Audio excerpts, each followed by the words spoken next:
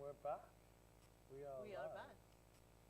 So, welcome to Tales of the Cocktail, Hello. the bar show. We're just double checking that we've definitely got audio here. It doesn't sound like it. It just cut out as we went live. Brilliant. Yeah, I'll tell you what I'll do. I'll go to our backup microphone Okay. and we'll Which see is how that's this? working. Yeah. Perfect. Okay. Hi everybody. Welcome to the Bar Show. We should be live right now.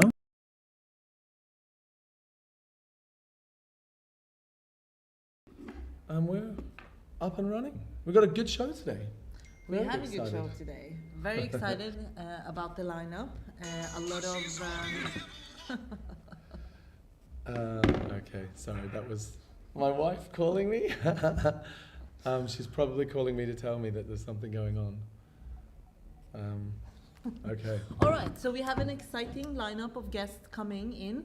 Some we already shared with you ahead of time. Some will be a surprise. We also asked them to bring some props for Yeah. the show, representing their tales so far. So let's hope it will be a fun session. And we've asked them to bring some things that have reminded them of some of the events that have happened this week, some of the conversations we've had. Exactly. Should be fun. We also had a very eventful week ourselves. Yeah, we've Yeah. we've been doing a lot actually. We've been very busy. Yes, we've been to Carousel Bar, we've been to Jewel of the South. No, I'm joking. Well, we done did. more. we live streamed Speed Rack on the weekend. That was really nice. We did. A lot of fun. Yes, and I think they managed to raise quite a lot of money, so that's always good for the Pink Agenda. And today, we also are joined by Don Lee and Dave Arnold to kind of discuss a little bit about the event we did yesterday with the American Campari Academy team. Exactly, Where we yeah. did like this complete dive in of the senses and how our senses can help us enhance the drinking experience if we know how to use them. And that is also very interesting because, yesterday we released a new trailer for the next episode of Perspectives, which we will also show later today for those Give who it a few missed minutes.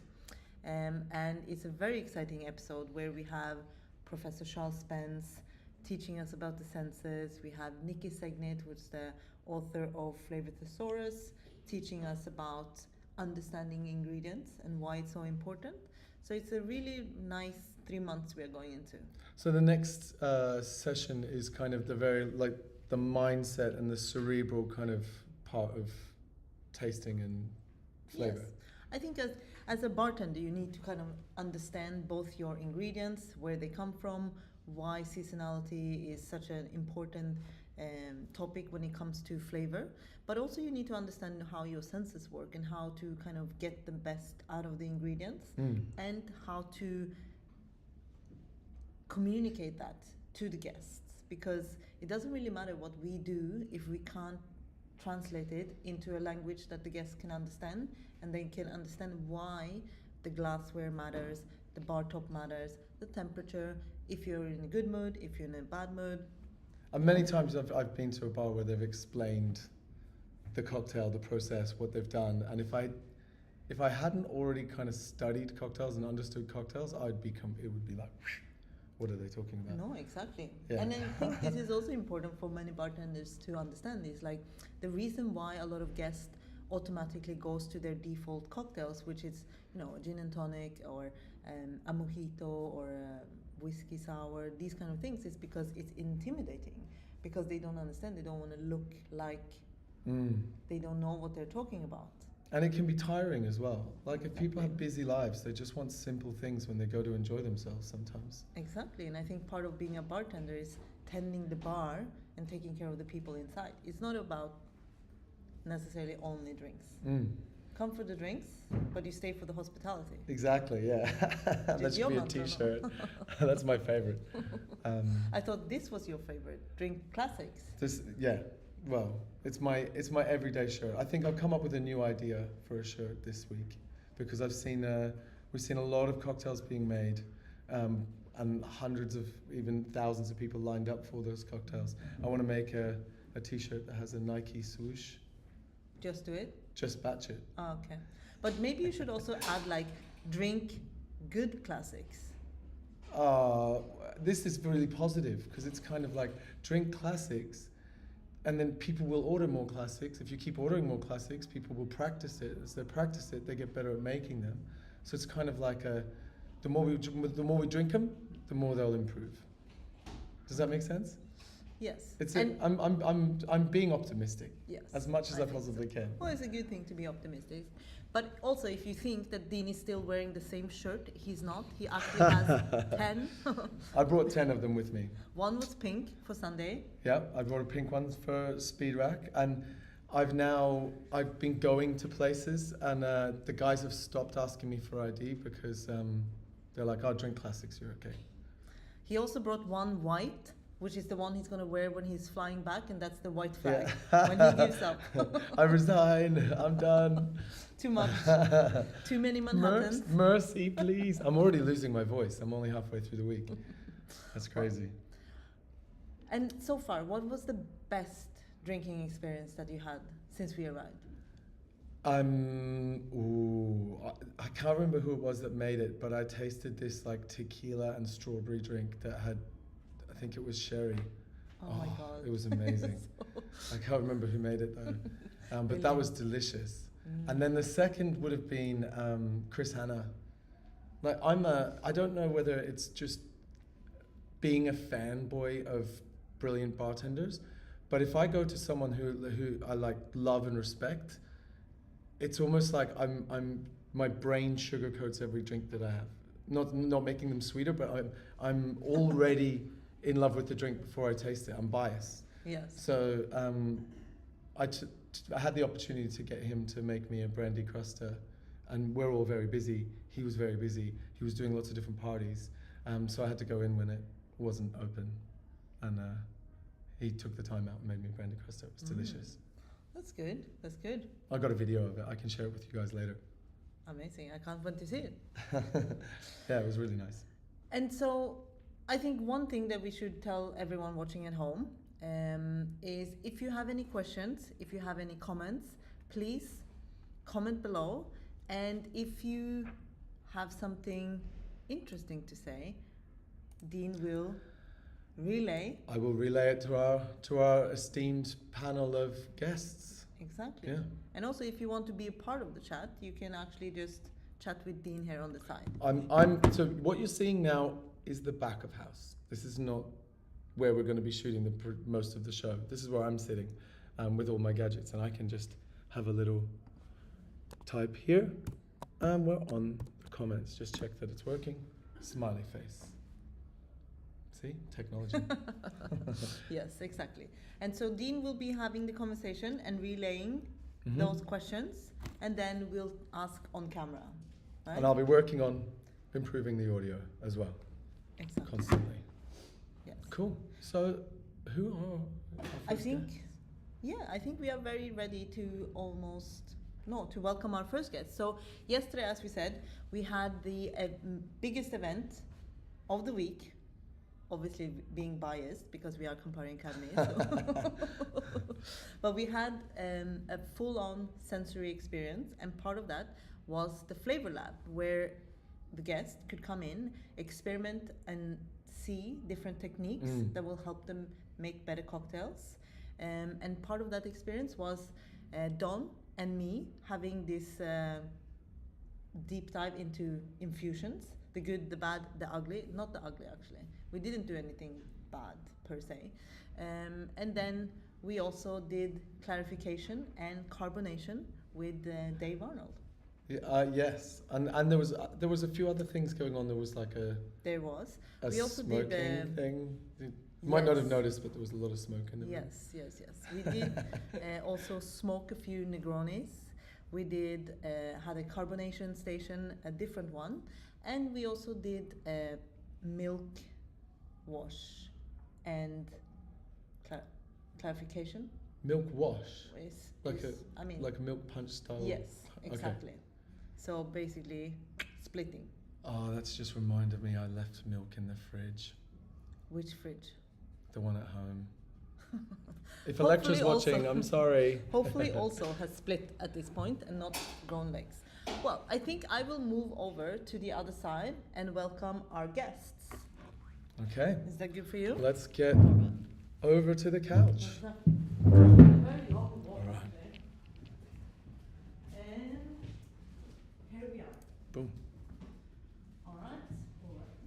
So, Oh. please welcome. We have Don and Dave. Would you like something to drink? Sure. Alright. What would you like? What can I get you? I have Negroni, I have Bloody Mary. Oh, you hand me a coffee cup and then all of a sudden you change to iced tea.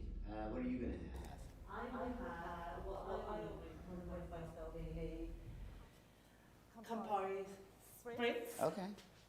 All right. Alright, we have a bartender making it as well. So, thank you so much for coming and joining us. How did you feel about the event yesterday? Did you have fun? You know, it's. I think this is something that a lot of people will also, have the same feeling where when you're working the event, you know, like all the things that went wrong and you feel bad. But when the guest comes, they don't know anything. They're just there for the event. They're super excited. So I think everyone came and had an amazing time. And I'm just like, we could have made it a little bit better. We could have given them a little bit more. And it's just like, that's just in my head, and that's not the experience that everyone else had. So I know it was great. I just always want to make it better. Yes. I have the same.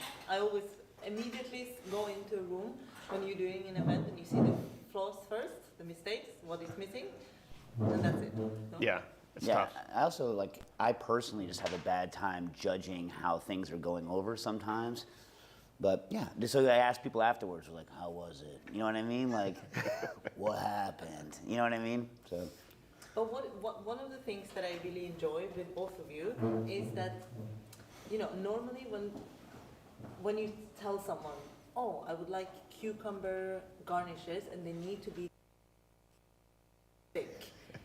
Most people, they say, okay, whatever, and then they just walk away. But you both would just say, why? And then yes.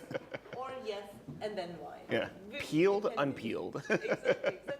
Because Yeah. sometimes you need to have that level of attention to details, and there's a reason for it. And I think that's something we discussed also during the event yesterday, is the precision. Right.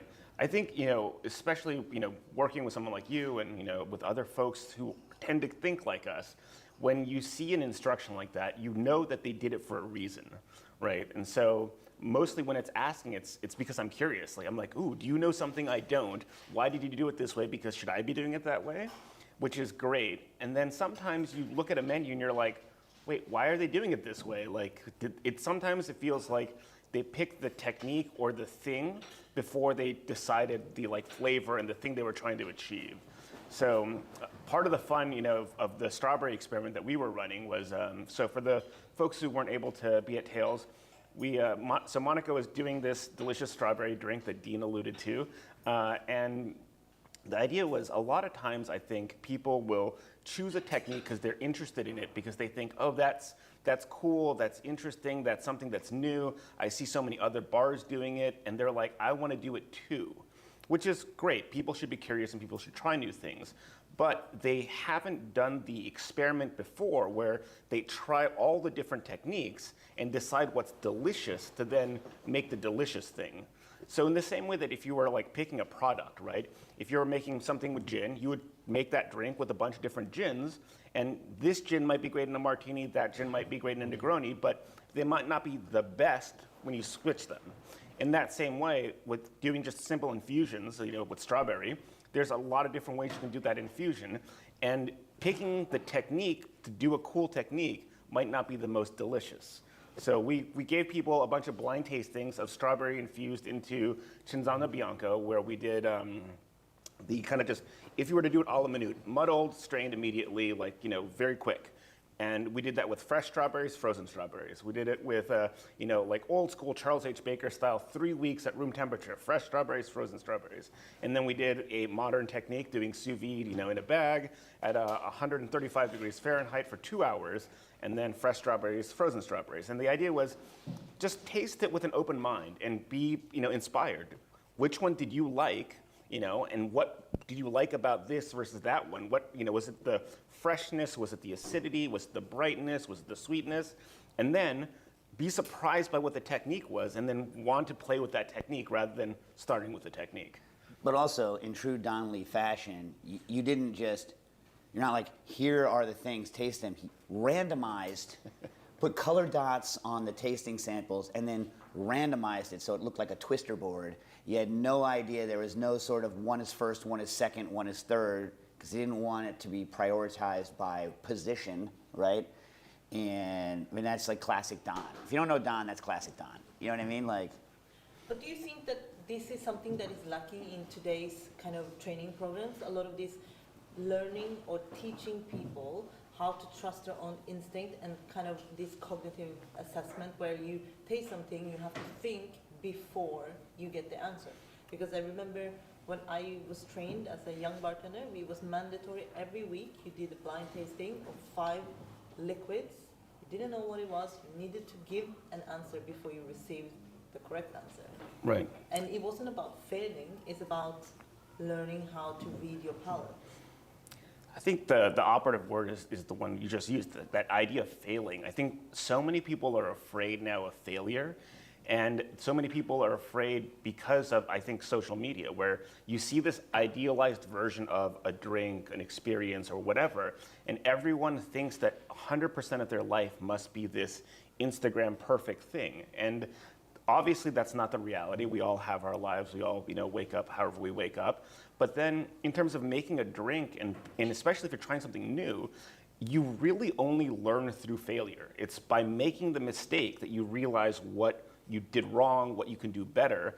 And if you are afraid to fail, you'll never really learn. And so, and even in that blind tasting, especially I feel like that's the thing that people should be comfortable about. You can't fail a blind tasting because it's not about getting it right, it's about what you taste. In the same way that when a guest comes in and they say like, what's your favorite drink? It's like, that's not useful. What's your favorite drink? Because only you know what you like. So when you taste it, if you taste bubblegum, you taste bubblegum. Like, there's no wrong answer with that. So people just need to be comfortable with that, expand their vocabulary, get better at it, and then be comfortable making that mistake so that you can then continue to learn. So I think it's that that fear of failure is a big problem today. Well, but there's also fear of humiliation, right? And so I think that's a lot of problems with blind tastings and things like that. It's just you have to do it in a way that everyone not there to,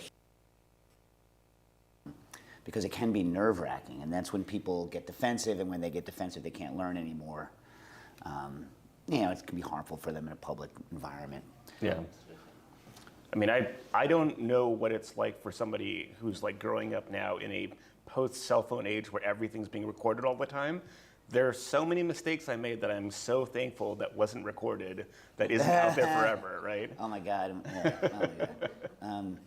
The other thing I think is not just, being willing to fail, but actually taking the time to figure out what the failure was. Many of the best things I've ever come up with are because of failure analysis. Why did this fail? And what did I learn? What can I get out of it? And sometimes it's an entirely different tangent that you take. Failure analysis and deciding even what failure means and assessing it not as something bad that happened, but as something you can learn from. Even when you tell people that it's okay to fail, they still don't take the time, Right. Because I think the thing that people don't understand is that it's easy to not fail once you failed, because now you know what went wrong.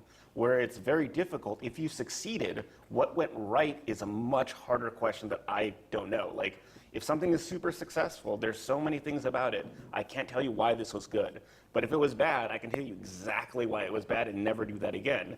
And therefore, because I have a library of failure, I know not to do it in advance because I've already done it. I've already done the bad thing. And so you need to have that experience. Yeah, And you need to allow the next generation to have that experience, even though you know it's going to fail. Right. Because that's how they will learn. Right, we were talking about this last night, and we've all done this where someone's like, I want to use, and in your mind you're like, that's a terrible idea, do it. You know what I mean? Yeah. Absolutely. But I mean, both of you are very famous for all of these larger projects or like experiments, you could almost call them. Mm-hmm. And I remember still one of my most favorite seminars I've ever sat through was yours, and it was many more people, but it was in Copenhagen, I think in 2010. Mm-hmm. It was like the Mythbuster Right. seminar, and it was, I still remember the kind of story about the bitter bottle, but I'll let you tell them. Yeah, so obviously the very famous show Mythbusters, like everyone knows Adam Savage, Jamie Hyneman, and it was kind of inspired by that idea that in bartending, I feel like a lot more back then than now, there was just not a lot of good information. It was pretty much whoever worked there the longest had the reason why the bar did the thing the way they did it, and they didn't really know why, they just did it that way, right? So, and there was no the internet wasn't really as developed, there wasn't as many knowledgeable people sharing the information yet, so you really had to figure it out for yourself. And so when reading old books, there's all these recipes where it's like, a pony, a jigger, and you're like what is it my jigger, is it your jigger, like what does this mean? And you just kind of have to figure it out for yourself. And one of the things that always drove me crazy is like, what is a dash, right? So like it's a common ingredient, unit that we all use, but what is it? So I took a 16-ounce bottle of Angostura bitters, because most common bottle size of bitters that we'd be using in a professional bar, and it was, okay, well, I'm going to take this full bottle from completely new to completely empty and dash it one dash at a time to see what the size of a dash was, and then measure each time how much came out, and to do it easily, I just did it by weight, and then I did it 3 times, a full bottle from full to completely empty, to find out what a dash was. And so the answer, when it comes to Angostura, it's 41 dashes equals 1 ounce by volume, or 30 milliliters. So, but it's only by doing it very painstakingly could you actually figure this out. Did you notice, because this is what everyone asked, did you notice a lot of differentiation when the bottle was at different fill levels? Yes, definitely. So there's kind of a middle section, and I graphed this out. We put it on the projector during the seminar. In the very beginning, you get a lot less, and in the very end, you get a lot less. In the middle, there's it's not a perfect bell curve, so it's kind of a little dip, but the middle area is pretty close. So for 80% of it, you're going to get a pretty consistent dash, and then the top 10% and the bottom 10% will be a lot less. And then the other thing, which I never really got to fully doing, is that 2 dashes is not the same as 2 single dashes. So the dash stop versus the dash, because of just the way the liquid is sloshing, the second dash in a row is more than the first dash. So it's insane, and I don't think everyone needs to do this. I've done this for you. Please just take that, and if you want, please replicate. Try it, but it's very boring. How long did it take? 1 bottle? So the dashing part wasn't so bad. So in order to expedite it, I set up a camera on the scale to just record the numbers changing. And so dashing it to completely empty only took about 15 minutes. But then I had to watch this 15-minute long video of the number just changing and putting it into an Excel spreadsheet 3 times.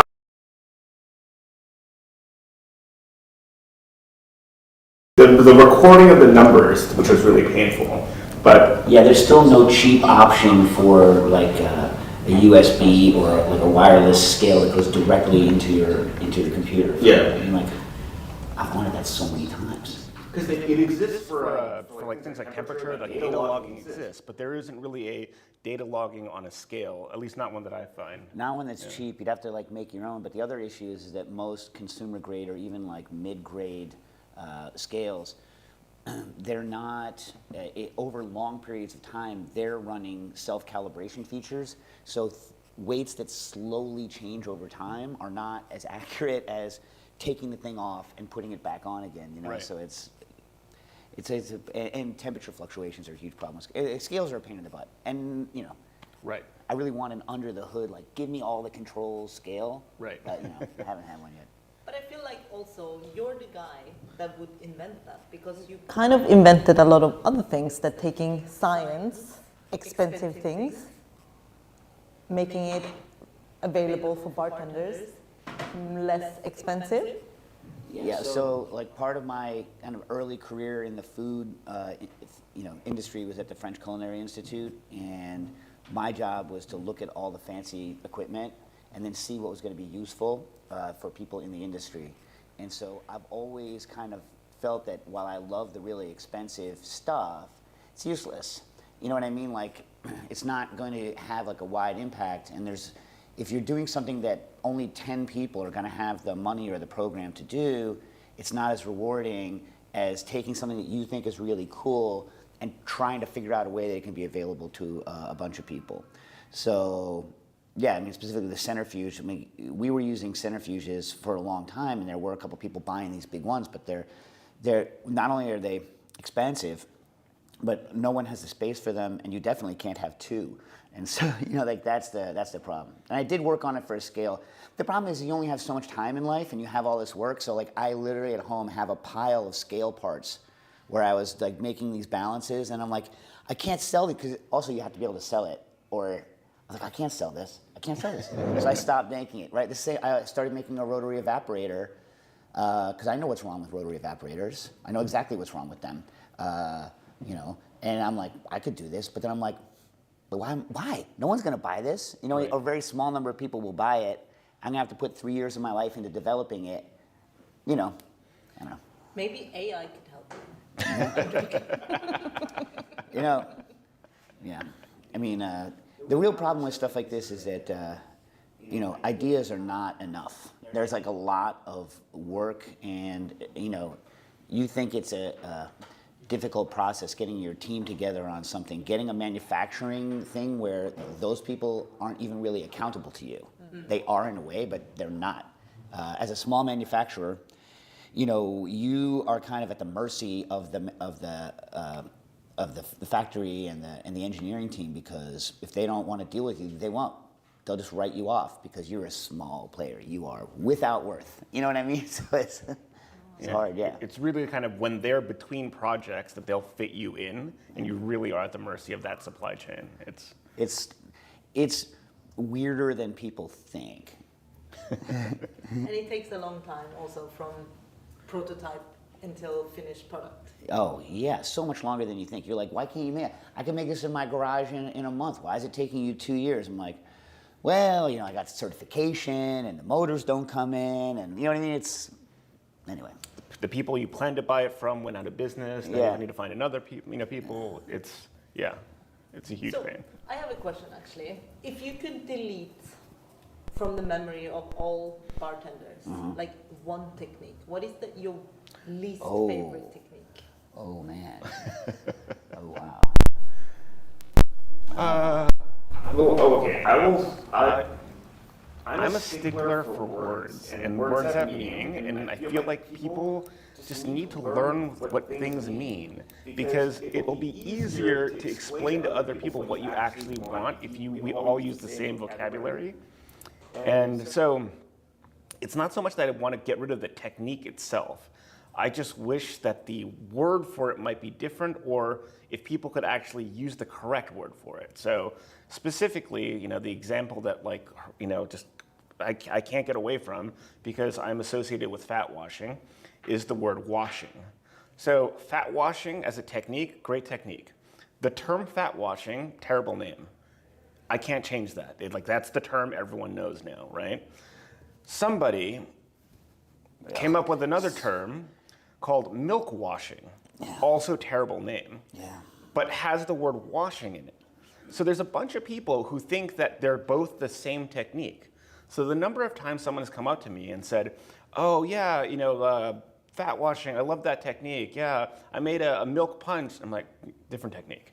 Like, both great techniques, just let's use the right word for it. And then also understand what's happening for those two things. Yeah, no, so I'm guilty of a few pieces of bad terminology, but I also equally get bent on other people's bad terminology. My main issue with words, and it seems pedantic, but that a lot of what you try to do when you're teaching like a crew or whatever is trying to build correct intuition, right? So that people are making the right assumptions about what they're doing. And a bad word can actually mess people's intuition and stifle their creativity in the future. That's why I used to hate when people would call low temperature. I lost this battle, but I used to hate when people called accurate temperature control, low temperature cooking, sous vide. I'm like, no, vacuum techniques, sous vide, this is one set of techniques. And cooking at a precise temperature, this is another set of techniques that have overlap. And so many people are kind of stifled in their creativity because they are not separating in their mind the effect of using a vacuum machine for something and the effect of accurate temperature control. And so terms actually have consequence. And with Don, it's like, with fat washing specifically, please don't tell him that you're fat washing something if there's a water component involved in what you're doing, because he's going to lose his mind. But the idea is that, the whole point of fat washing is using alcohol's propensity to be able to have more solubility with these, lipophilic fat, style flavors, right? And so you're missing the point of what's going on, and you're stopping yourself from making the correct choices if you don't understand the consequences of the word. So it's not just being a stickler; it's helping people get better with their ideation. It's hard. I don't know. That maybe doesn't always come across when you're hammering someone about why they've chosen words they're using. But I do think it's important. Does that make? Yeah. I mean, I think it's very important because we were talking about it before. Like, there's a phenomenon now. I think a lot of people talking about the internet bartending. You learn a lot on YouTube, but you also learn a lot of bad stuff on YouTube, no? Because if you don't watch the last 10 seconds of a video sometimes, that's the 10 seconds you really should have watched. And we were talking about how many times we've been served raw bacon, for example. Because, raw bacon is still bacon fat, but not the bacon fat that you want, So if you want to do a fat, it really is very important to read the whole book or the fine print or whatever you want to And call you it. don't want high cooked bacon either, where they've broken it down and the fats have gone disgusting. You need a middle zone. Right. The original bacon wash stuff with Benton's, they were getting the leftover fat from oven cooked. That's the way. Right. You know what I mean? The other thing that specifically with fat washing is that people always have a problem because they don't understand all the variables that they're doing. So it's very easy if you think of it as making coffee, right? If I took whole beans and I added it to water, obviously it's going to be different than if I grind the beans because you're changing the surface area and the size. So when people are doing fat washing for the first time, they'll put it in a bottle, and it's the surface area is the circumference of the bottle. So there's not very much touching. If you put it in a big bowl, there's more touching. So once you explain things like that, hopefully then they can fix the problem. But if you follow a recipe, you could do everything correct following the recipe, but not get the result because you don't understand what the recipe's trying to do. Or with bacon fat versus another fat, where bacon fat becomes solid at room temperature or when it gets colder below room temperature. So if you notice that in the winter it's not getting as much flavor in the summer, well, it's because the room temperature is different and the fat is starting to solidify, right? So it should be obvious by just looking at it that it looks different from when I did it when it was warmer, but most people, they follow the recipe or the whatever way that they were taught to do it, and they don't question why am I doing it this way, and then try to improve upon it. So. And I mean, do you think that our industry is a bit more stuck in the past than many other industries? Like food, for example, has gone through a few decades now where everything is focused around looking forward. In our industry, we tend to like celebrate and romanticize the past, and we kind of, it's getting better now, but there was a while that everything was about the historic recipes, the techniques that we used to do previously, and now it's like we don't need to mask bad spirits, bad ingredients, bad flavors anymore. We can celebrate what is there and kind of highlight it. So there's definitely a shift in the way that drinks are being made. But do you think that in that there's still some need to work on the accuracy, on the people's understanding of what they are doing, so we're not going to end up with some weird mishmash in the future? I think people are always going to make good things and people are always going to make bad things. And I think that, you know, at least in the United States in the early 2000s, right, the people who I was hanging out with in the food world were all about pushing new boundaries, right? That was what it meant. And the people who were spending the most mental time, and I think that's what makes you good, right? If you are working on yourself and practicing and thinking about what you're doing, that's what makes the people who are doing that in the cocktail world were by and large, as you say, focused on these kind of recapturing the past. They're like, what we have now is Drek, let's recapture the past. I think it's going to go in cycles, but I think you know, that the cocktail renaissance period and that explosion in food thing, even though everybody was friends with each other, they started from two different cultural places, and so I don't know what the shakedown's going to be. Yeah, I think that I understand that feeling that you have about kind of like that in the spirits world we tend to kind of romanticize the classics. You know, people make whole T-shirts about it. And, Yeah, you know, someone has a T-shirt about it. Maybe even 10 T-shirts about it. Yeah, different colors I hear. But I don't think that's a problem. I think that's fine. I think that, you know, in the same way that like, just because you're looking at a classic thing, you're still doing it with the eyes of a modern person, right? So you're going to do it within your own context. So there's no problem with that, and there's also no problem with looking towards the future and what that could be, and pushing the boundaries and asking those questions.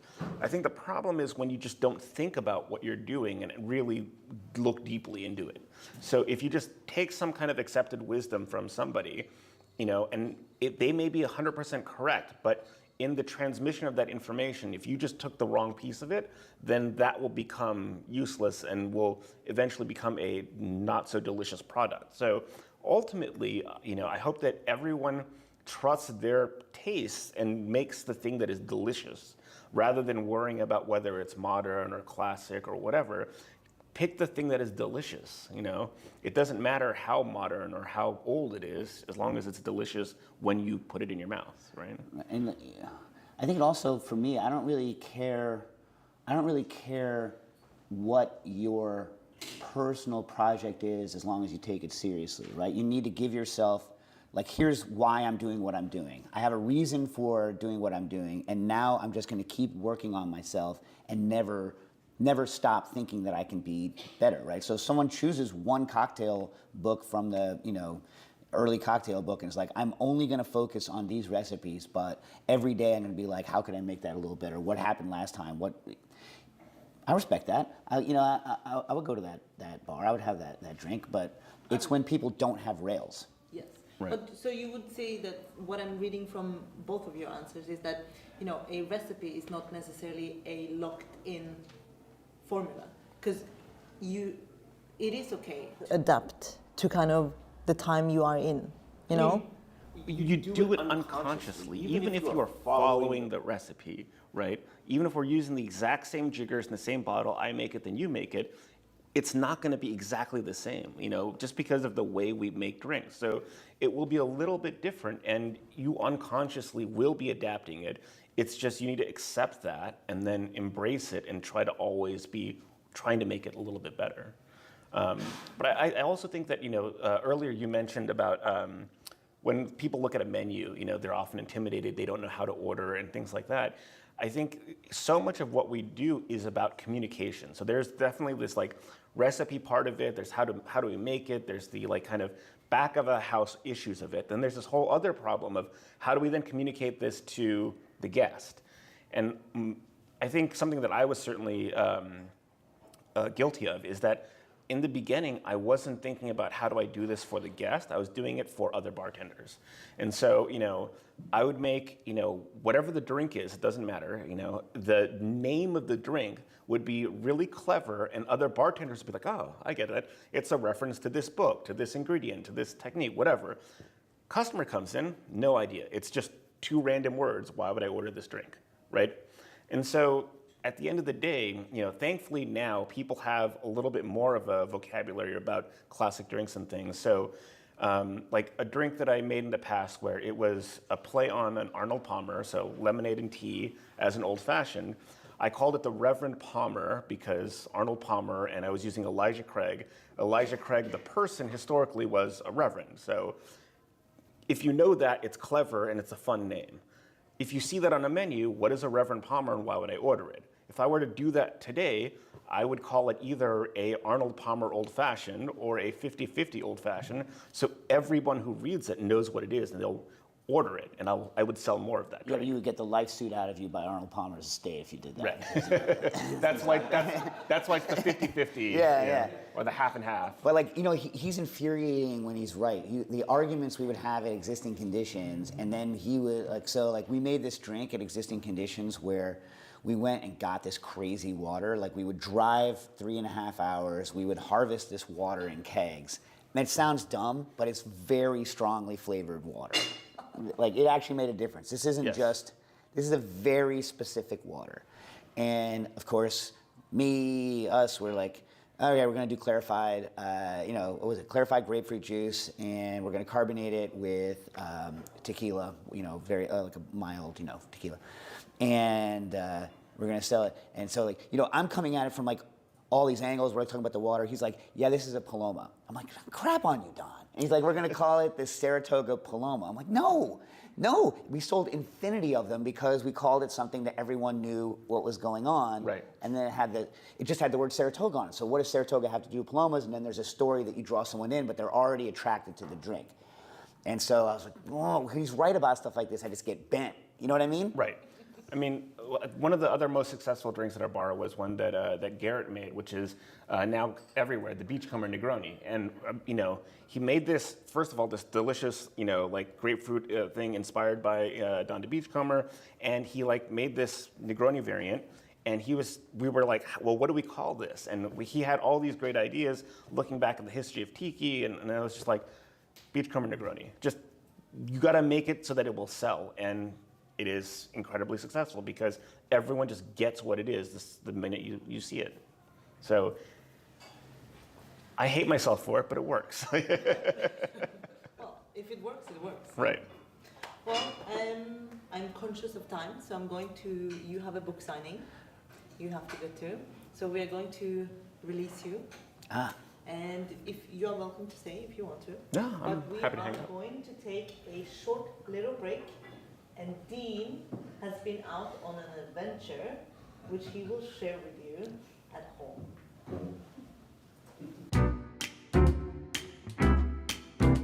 All right, Brandy Crusto, invented in New Orleans, first sugar rim cocktail in the world. First we have a lovely sugar rim cocktail glass to start with.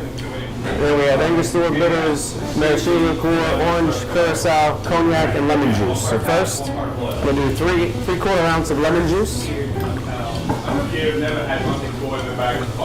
we're going to have 2 dashes of Angostura, 1/4 ounce of maraschino, 1/2 ounce of orange curacao. Then we're going to do 1 3/4 ounce of cognac.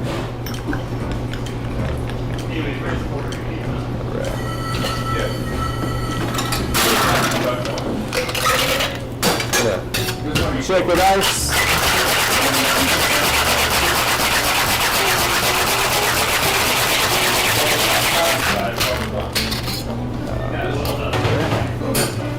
Garnish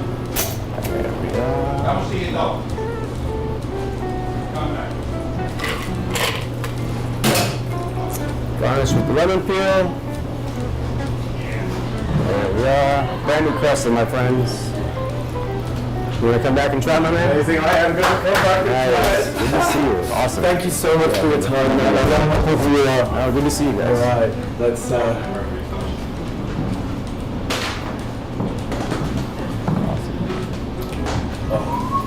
It's so good. What is if I can ask, what are the black dots in the sugar? We have black sugar, gold sugar, glitter sugar, regular sugar, and caster sugar. Wow. And we call the glitter sugar the unicorn tears. Unicorn tears. Okay, it's very cool. Cheers, everybody. Awesome. Thank you so much.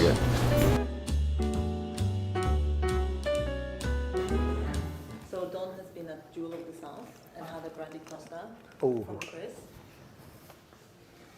Okay, we're back. And we are back. So Dean, how was that drink actually? I could see that smile at the end, so I know that you liked it. I loved it. I felt a little bit guilty because he was super busy, but the drink was delicious, and I've always been a fan of brandy crusters. So.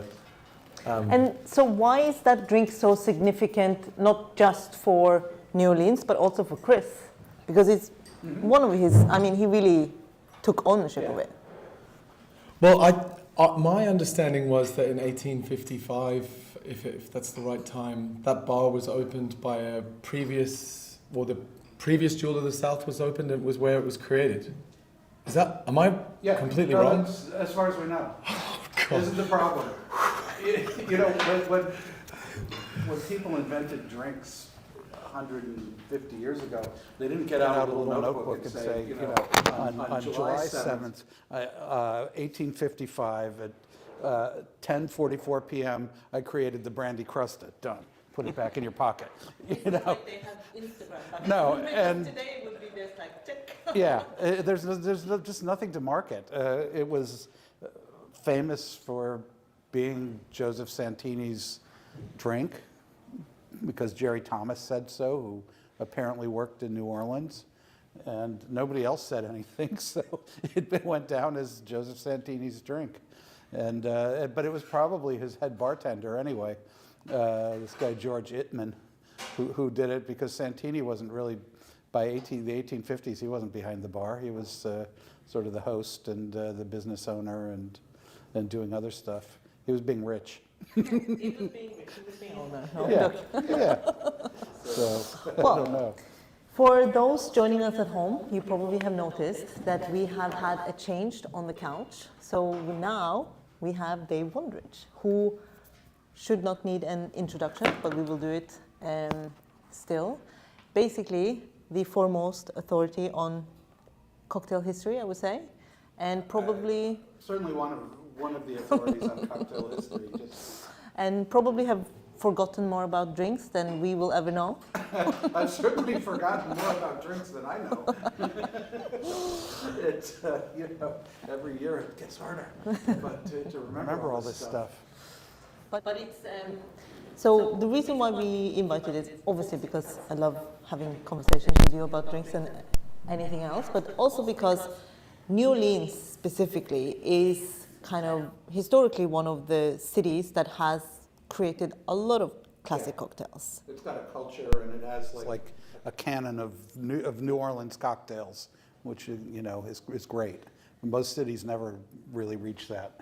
You know, New Orleans, New York, San Francisco, very few others in America, London, Paris, but they're really, and Havana, of course, but there are very few beyond that who have their own, like, not just a cocktail that they invented, but a bunch of them, that they had a cocktail culture, and they had drinkers who would order not just one thing, but knew all the drinks that were local. What do you think, like, From a kind of cultural point of view, why do you think that New Orleans became such a city? Is it because of it has very specific drinking rules? Yeah, and it has a unique culture. It was not a vacation city, I think, is the reason this happened. It only became a vacation city starting in the late 19th century. In the mid 1800s, this was the second largest port in America. It was a big, busy business city. It was thriving. So it had lots of money. Money is very important. It had lots of bars because it was, it was a port. People came and went, like San Francisco, which has a lot of cocktails. Same thing. It was, it's a port. People come and go. New York City. So they're all leaving bits of their taste, ingredients. They're leaving, they're asking for drinks that they would have at home, and the bartender has to learn how to, like if you're a bartender in New Orleans, you have to be able to make a absinthe frappe, of course, because you've got French customers, you've got Spanish customers, you've got customers from South America. You have to make some other people's drinks, and that all kind of floats into their drinking culture as well.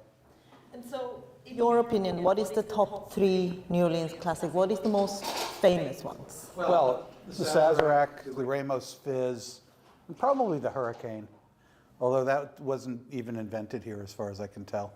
That came from a Ron Rico promotional booklet from like 1941.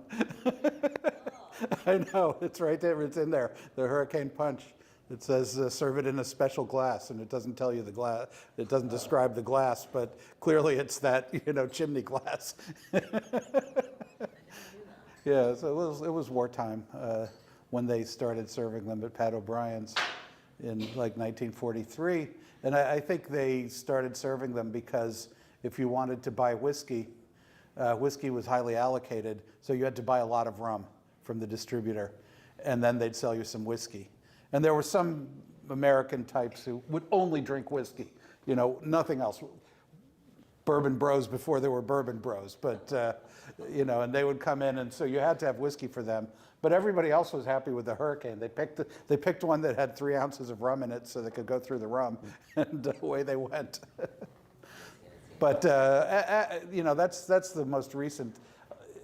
Otherwise, I would say it's sort of the third place is kind of a tie between the Vieux Carré and the Crusta, probably. And so, they are all quite different. Yeah. So what is your personal favorite? Ooh, it kind of looks like choosing between your children, and some are talented at one thing and some are talented at the others. And then we don't talk about that one. but for me, the Sazerac is one of the greatest cocktails, and for several reasons. But there are times when nothing can touch a Ramos Fizz. I mean, that is the coolest, smoothest, most soothing drink when you get a really good one. And it just slides down, and you just feel so nice. It's like putting a little bit of cloud inside yourself. So it's good for that. Interesting also from a science point of view, because unless you understand what goes on, you don't understand or maybe appreciate the lift. But I think you can make a delicious drink without understanding the science, but there's a lot of people who, they've only, read the description, and they're like, okay, I need to follow this exactly. I need to have a bunch of people, and we're all going to shake it, pass down the line, until it's like basically dead. Mm-hmm. You could do it that way. It's not a wrong way to do it, but there are other ways you can do it too, and it's not necessarily better. But if you want to get the same result, you can get there in different roads. I will say I've never had a better Ramos Fizz than one made by Don Lee. Well, I've also had learned how to make one in bulk from you using a paint shaker. So yeah, we used a paint can shaker, and we had all the cans. We poured the mix and the ice in, banged the lids on, and ran them through the paint can shaker, and got 400 fizzes served in 15 minutes. Yeah, that was Dave's idea. So yeah. I stole it from Wayne Curtis. I was not the technology behind that. But I stole the shaker idea from Wayne Curtis, but I did all the logistics for it, which was there was a bunch of stuff. It was funny. And so, for those who have never tried to make a Ramos or never had a good one, how do you know if it's a good one? So, first of all, there's a flavor which you'll probably get no matter what you do. But the thing that makes a good Ramos good is kind of this aesthetic, like how does it look? And part of it is that in a tall glass, you want to have a head of foam. So if you kind of imagine a Guinness and there's like a head of foam, but if you were to imagine that were to lift up like a chimney and you have a really nice cylinder of foam that goes beyond the glass. And that is the look you want to have, right? However, that foam, sometimes people will make it, and the foam, it rises up, but it just tastes like egg white. It hasn't been integrated with the other flavors, because you want a little bit of the gin and the orange flower water and the citrus in that foam there. Right. And you want, some trace elements so that it's not just a straight line foam and drink. Right. What you want is a gradient of drink into foam where you can't tell where one leaves off, and that's hard to do. But but I think that if you actually try to make it and you don't follow the recipe exactly, everyone can make it and will get to it in their own way. The problem is people are again afraid to try their own thing. They are told this is how you have to do it. Someone told them this is the way to do it, whatever it might be. And part of the problem is simply just the way we write recipes. So it's usually the biggest alcoholic ingredient first, and then down to smaller ingredients, and then it's the technique, shake, stir, whatever, whether it's on the rocks or not, and then the glassware type, right, and the garnish. So there's kind of a modern way that you write a recipe. And usually when you add soda water, you put the soda water at the end, even though you don't necessarily want to add the soda at the end. So if you don't think about it and you're just like, I'm going to go from top to bottom, you make the drink and then you pour soda water. And if you think about it, if you're just adding soda water, it's just going to go everywhere. So if you want to have that nice lift, it makes more sense to add the soda water first in the glass and then pour from the shaker on top. Let it rise up, not go over, sit for a second so that it can let the foam settle, and then pour more, and you'll get the lift. But here's a complication. Henry Ramos put the soda water in the shaker and shook them together. Right. That's how he did it. Right. And he was able to, he had I think the second largest egg farm in America. At one point, he was going through so many eggs. He had this huge egg farm outside of town on the other side of Lake Pontchartrain, where he sold the yolks. He used the yolks in sherry flips, the other drink he made, because he needed something to do with the yolks. Plus, he sold them to. He had egg yolk omelets in the free lunch. And then he sold a lot of them dried out, dehydrated or dried, and sold to bakers. So he went through a lot of eggs. He'd do thousands of these things a week, and so he must have known something about it. Yeah, but you could just shake it and pour it if you shook it enough. And the way that it's described, that the way he would do it was that it would be shaken forever. Yeah, it would be shaken basically till the ice is all melted. Right. And it's all integrated. And that was his way. So they probably didn't put very much ice in it either. But the joke about fancy cocktail bars is it takes 20 minutes to get a drink, right? So we're trying to speed things up. So in the interest of speed, soda water first in the glass helps. Yeah, I mean that's one of there's some drinks where I love to use the historical procedure because it's what bartenders have, is how they make drinks. And some drinks, like the Sazerac, the way they made it came down to us.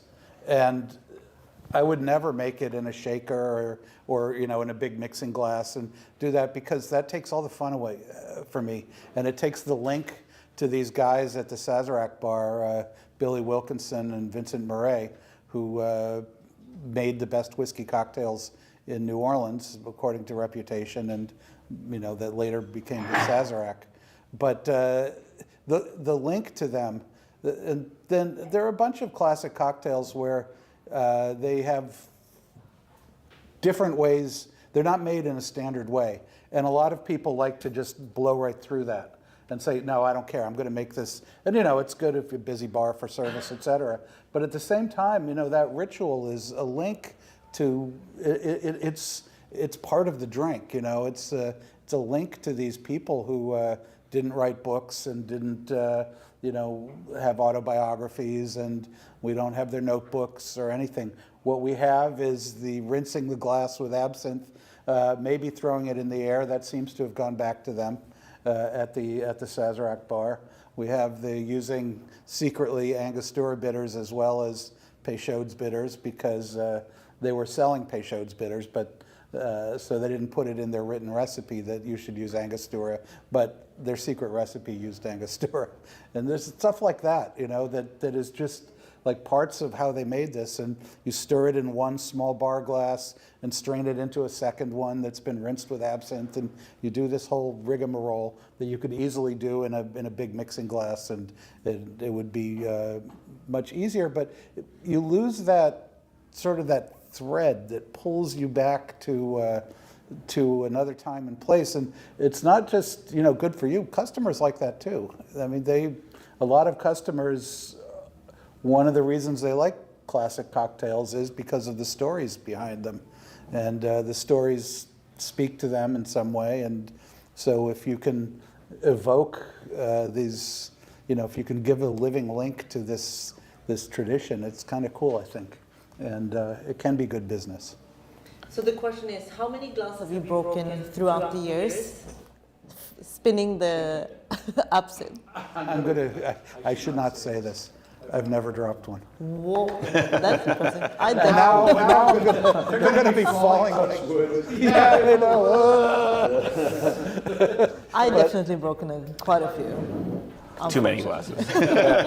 Trying to flip it in nicely. Well, I don't throw it all the way super high either. I try to be careful with it. Have you ever seen the Australian tradition of how they make lemon lime bitters?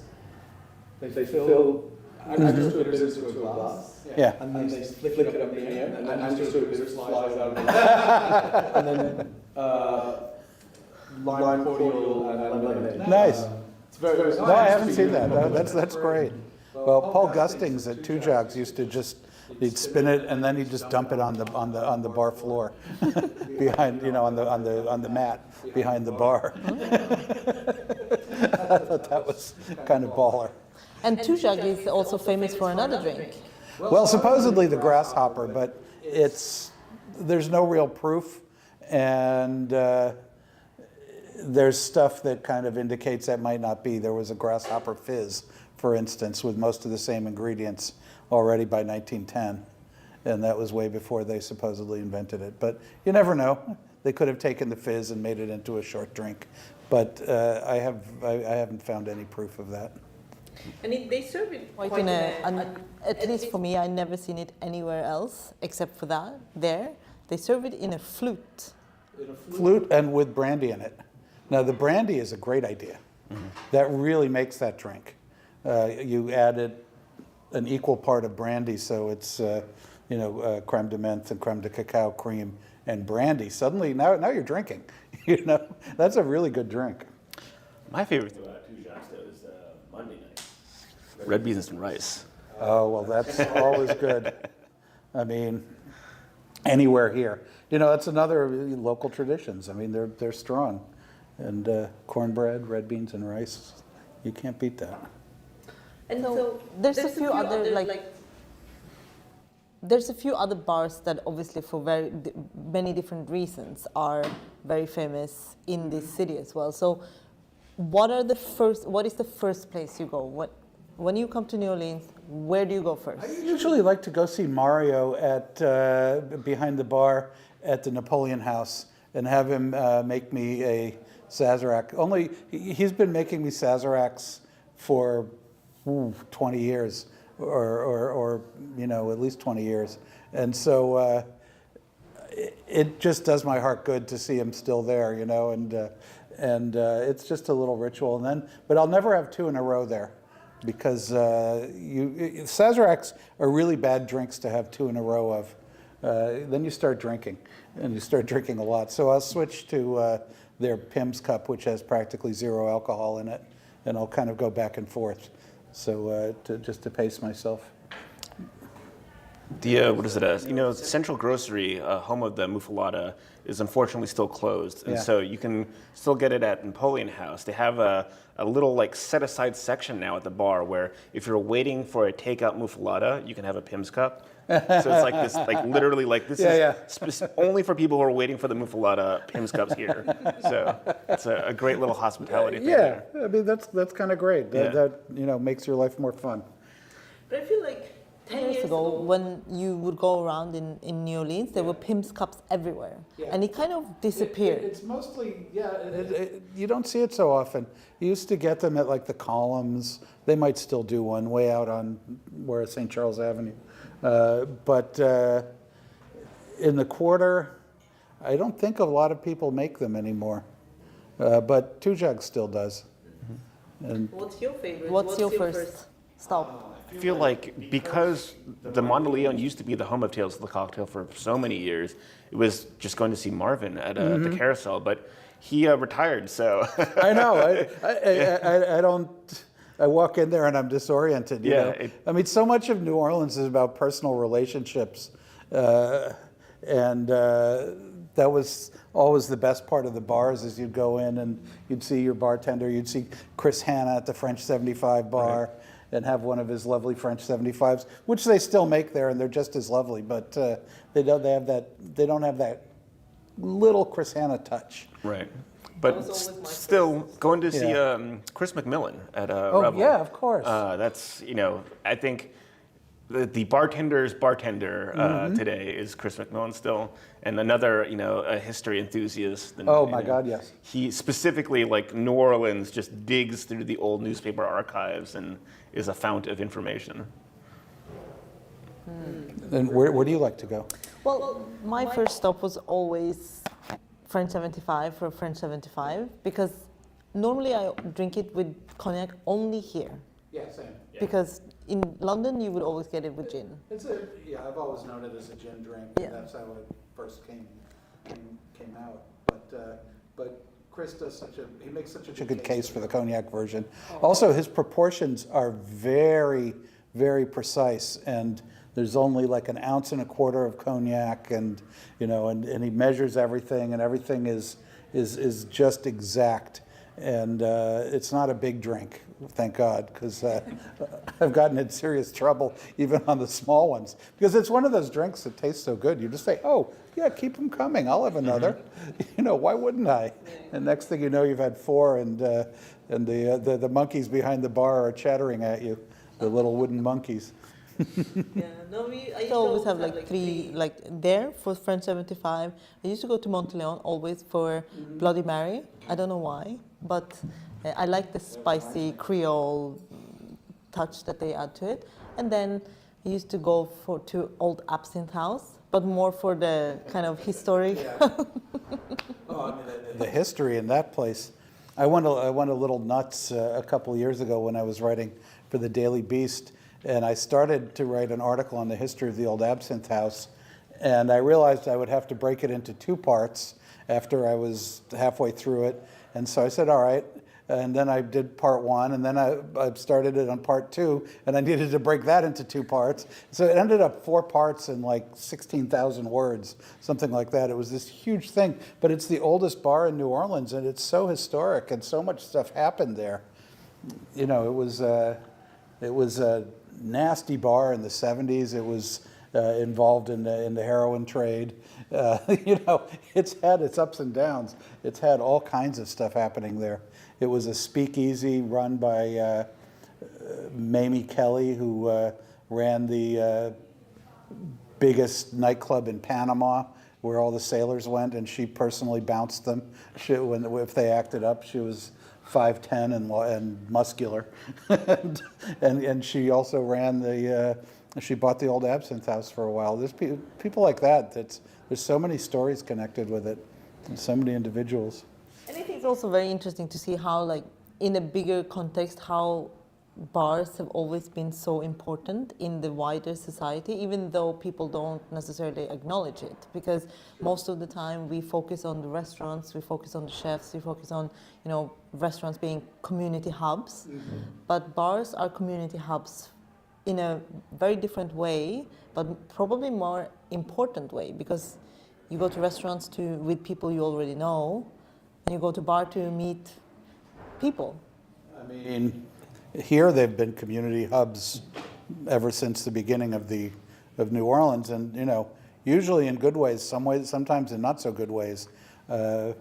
They plotted the mercenaries, plotted the takeover of Nicaragua at the bar of the St. Charles Hotel. There were also slave auctions held at that bar, which has fortunately since burned down and is no longer there, thank God, because that's a very horrible, it's a grim monument. But so they do reflect the society so strongly and so instantly.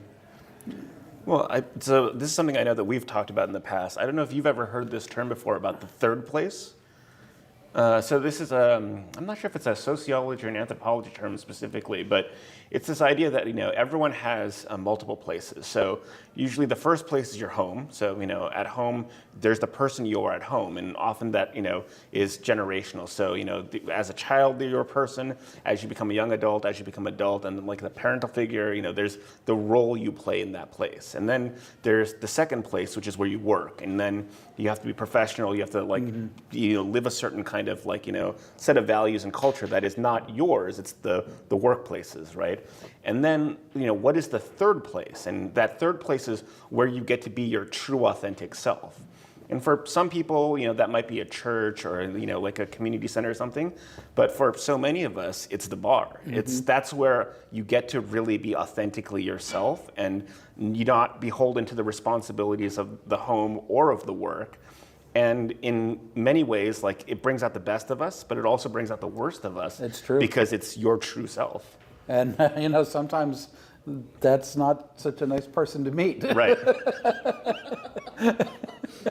Is that really where you should judge people, in the third place? Okay, so bartenders really are the gatekeepers to bad behavior then. Well, also the people who, squish it down when necessary, and also to the people who draw out good behavior from people and bring people to their best selves often. It's you see people lonely and depressed at the bar, and the bartender starts talking to them, and suddenly their day is better. I'm always pleased when I see that. Yeah, and I think that A little bit of that is lost. It's just my personal opinion, but a little bit of that kind of magic is lost today in the sense of bartending being less about the drinks, but more about the tending the room, taking care of the guests, taking care of anyone that steps in. What I say these days is that modern bartenders tend to know all of the drinks and none of the jokes. And it would be better if they knew, at least some of each. Yeah. A few less drinks and a few more jokes would be good. Exactly. But it's also not just the bartenders. That's the sad reflection of culture today is, how many times do you see people come in, even with their friends, and they're just looking at their phones, right? Yeah. And it's that art of conversation seems to be going away. Of just talking to the person in the seat next to you, or becoming pulled into a conversation and just meeting other people, Yeah, that general conversation at the bar is always one of my favorite things. When everybody from all the different groups are all talking with the bartender is sort of orchestrating it. That's a skill that the problem is that's a skill that's hard to teach. That's a personality skill that you can't. It's easy to teach how to mix a drink and follow this ratio, and here's the story behind this drink, but it's hard to tell. And I think it's also a problem with young bartenders who don't have all the experience and the social experience that to sort of be willing to talk to anybody and put yourself out and say, I'm going to go out on a limb and talk to this person. You can get rejected, and that's not fun. And young people are a little more self-conscious about that.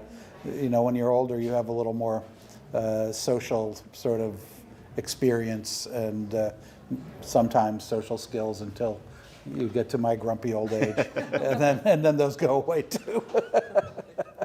Well, I'm very conscious of. We have kind of kept you for a little bit more than we should. So you have a book signing as well, so I need to move on. So we're going to say thank you so much for joining us.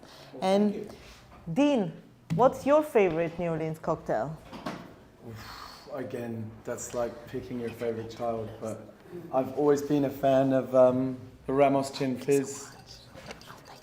So it's kind of sits halfway between the Ramos Gin Fizz and the Sazerac, I guess. And if you had to choose only one? If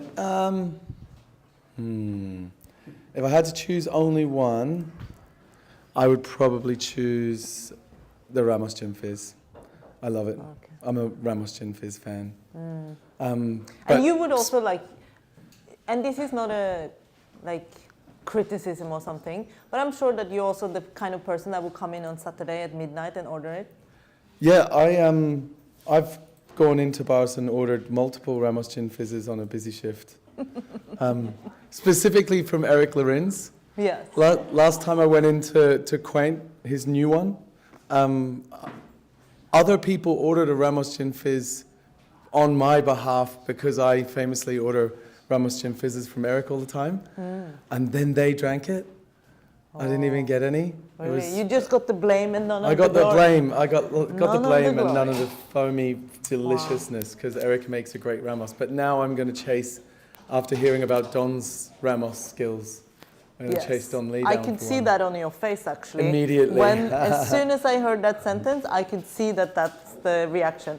So we actually have probably the best people talking about cocktail logistics, batching, making, ingredients that we could have in the house now joining us, because we have someone from the CAPS program joining us.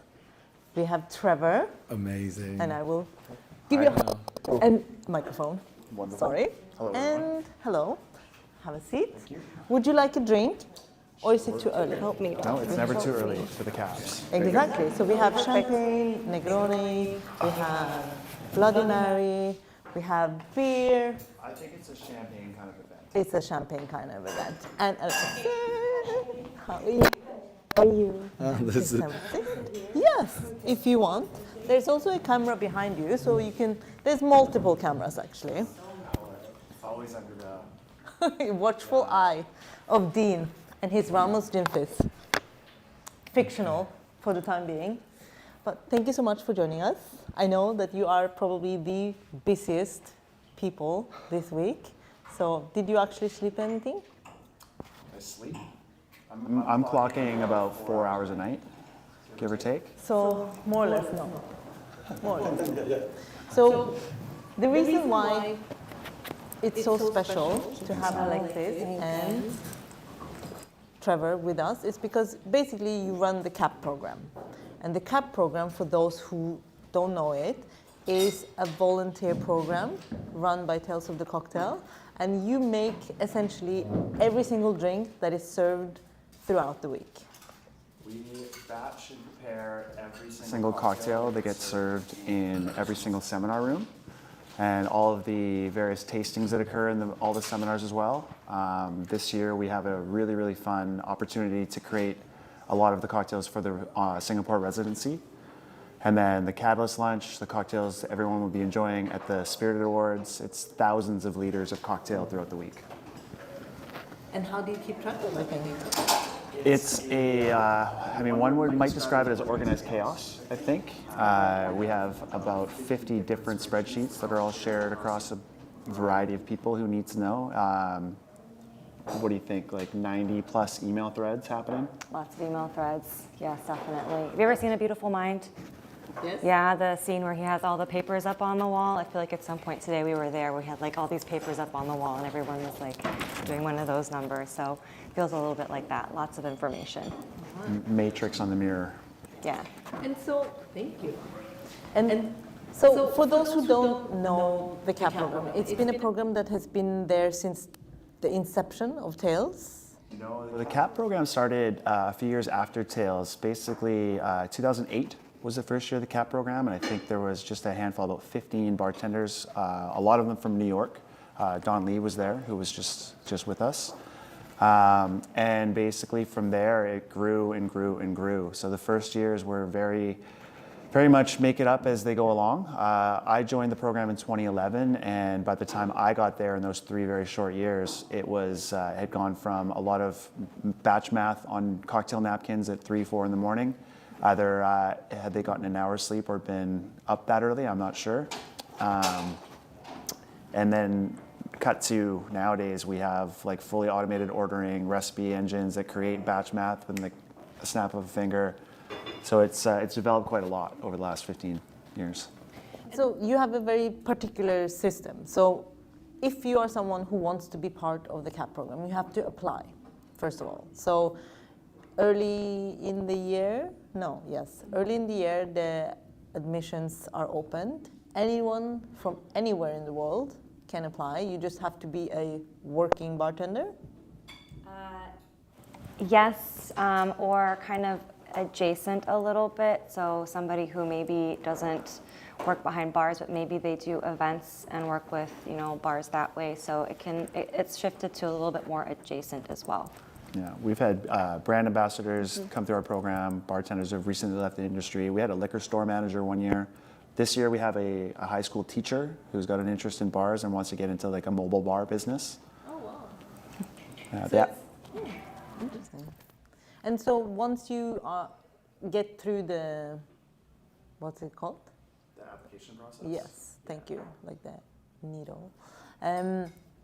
You come for the first year and you are, because I can see that you're wearing your coats, and those are obviously white, but the first year you start out as a red coat.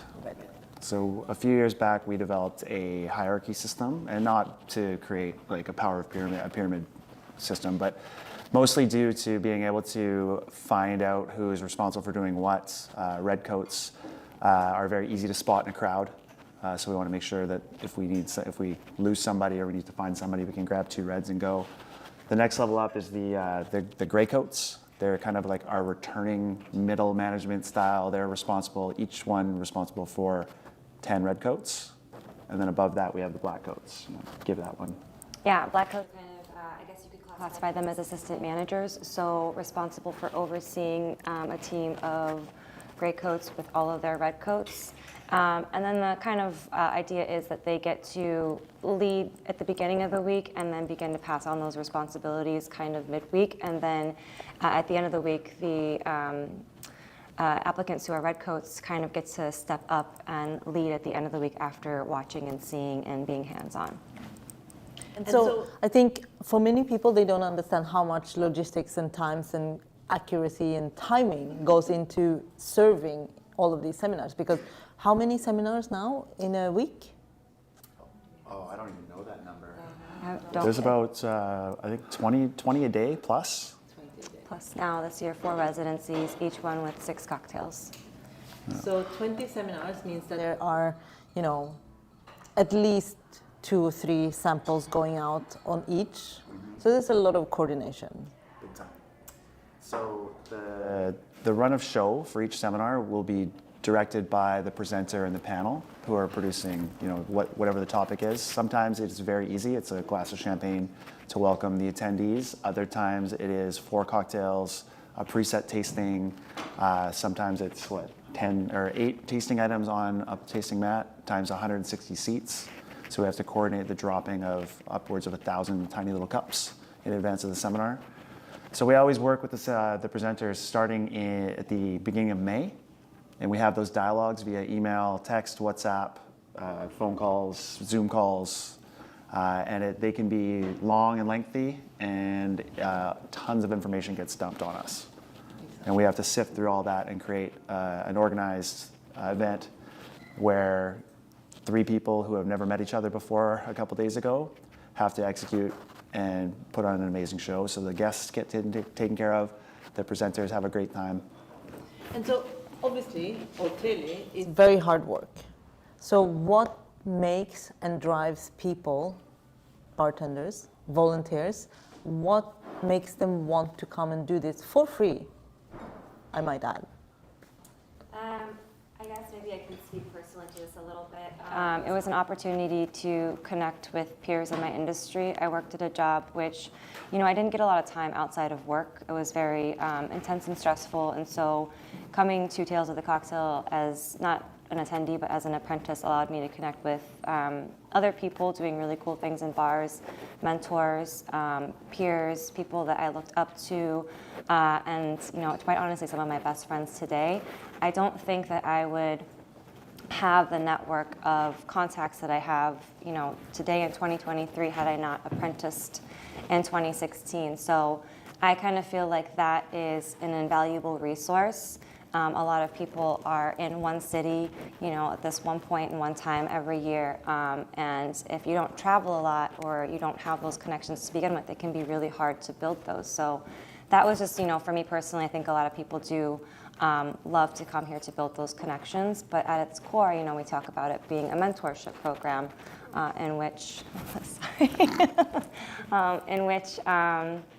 we can all come together and learn from each other. I think when we say mentorship, people often think that that is from the top down. But for the apprentice program, it really is all directions. I learn something new every year. It was something that made me a better manager. I can practice patience. I used to be quite explosive when I was younger, and I was the hothead that worked in bars. And I feel like I can be level and even-keeled because I have learned so much from the people around me. So definitely mentorship is kind of the key thing that we practice and teach. Yeah, and you mentioned the networking as well. I mean, we've had CAPS leave the Cocktail Apprentice program at the end of July, and they've moved entirely across the country or changed countries because of the opportunity and the people they met as part of this program. For me, another thing I will add is the opportunity to learn and apply different techniques that you would probably never be able to do in your small market bar. I mean, just today we've done clarification, forced carbonation. We've had to do a variety of, I think we have like 46 different syrups that we're dealing with over the course of the week. It's a pretty intense program, and these little, these red coats that come through have probably never touched or smelt or tasted or even experienced ingredients before like they get to when they're down here. So it's a massive opportunity to just take your education and skyrocket it. I suspect you have some questions here. I heard there was like a talk of there being a top secret blue coat. We do have a blue coat. We do have a blue coat. Over the years that we've donned a blue coat on certain presenters, certain personalities who have been exceptional to the CAPS over their time at Tales. So these are people who go out of their way to provide some one-on-one education to just the CAPS team. People who have, supplied dinner for 20 of us to go out after to relax and enjoy a company and learn a little bit more about each other and about the people who are hosting us. So yeah, there are a few blue coats floating around Tales of the Cocktail. You could see that he's like, how do I get one? No, I just thought it's if you were listening at home, you didn't know about the CAPS. It sounds like you're only making friends with the CAPS, but you're actually meeting loads of people from all over the industry. So that's why I wanted to bring it up. I mean, we're the easiest ones to spot, for sure, because I think we're the only ones that are wearing uniforms down here outside of the hotel staff. So it's really easy to pick out who's who. And honestly, if you get in the wrong elevator, there's just like a million questions rapid fire. But thankfully, it's an elevator ride up one floor, so you can exit. And we always have the excuse that we're so busy and we got to bolt. So, but you're right. There's a lot of opportunities to meet some amazing people, and the presenters are again excellent to us, and the attendees are super thankful, and they're always watching us as well. So. So I know that you're super busy, so I'm going to let you both leave, but I will finish with one last question, and it's, what is the most random thing that you learned being a CAP? You can go first. I mean, over the years, this year we've got some really interesting stuff. I don't want to be super specific, but some of the self-supplied items that we have for some of the seminars are, I don't know how some of this stuff makes it through TSA. Yeah. This is very true, yeah. So Well, I mean, what did we have the one year? It's like half the powders that come from overseas look like bags of heroin or other. There may or may not have been live seafood in the kitchen at one point this year. Is it true there was jellyfish? I wasn't going to be specific with it, but the Whisper network is strong. Yes, jellyfish. Jellyfish. Yeah. They pulled it out of their bags and little glass water bottles. Yeah, it's a real thing. Was it a garnish or was it for? It was both. It was an ingredient and a garnish. They made a martini with it, oyster leaf, jellyfish, Hendrix. Yeah, it was all blended together. Blended, so it wasn't allowed when you served it? No, it No. was completely removed, so nobody even saw that. The FDA might have a problem with that one. Yeah. Let's see, I'm trying to think. Or if it's like, what if it was something, a piece of advice that someone gave you that you probably wouldn't have gotten anywhere else, that was not necessarily advice you seeked out, but was given to you anyway? Okay, so I'm going to say this not because I'm sitting in front of you, but because it actually was something that I carry with me and I passed along, especially because my husband and I at one point we were working on opening our own bar. And I remember I saw you last year and you were talking about your bar, and you mentioned that although we all want to be creative and we want to have these beautiful creative spaces where we can distill and make weird things, the logistical part of owning a business means that you have to do volume, and in order to do volume you have to capture what that means, and the essence of your bar is that in the front it's kind of like no nonsense, no frills. It's everything you need and nothing more. And then in the back, it's everything else plus, plus, plus. And I thought that that was one of the smartest, most interesting things interesting ways anybody has ever explained to me about owning a business, but not only the things that you need, and sometimes what you need is not always what you want, but there's a way to have both of those things together. And I've passed that statement along to so many people, including my husband, who is 100% a believer in everything that you said. And that is something that I learned and I carry with me. So, like I said, not to like, I said it because you're here, but it was something really cool that I learned from somebody that I had an opportunity to connect with because I was in the CAP program. So, full circle, I guess. For me, it's mostly just the people that have been in this program before me, and then the ones that I'm experiencing to meet every year further. I mean, Alexis mentioned it earlier, there's an opportunity to learn both from the people who have done it before and have the experience, but also the people who are coming in new, and everyone's got opinions and experience and opportunities to give back to this program.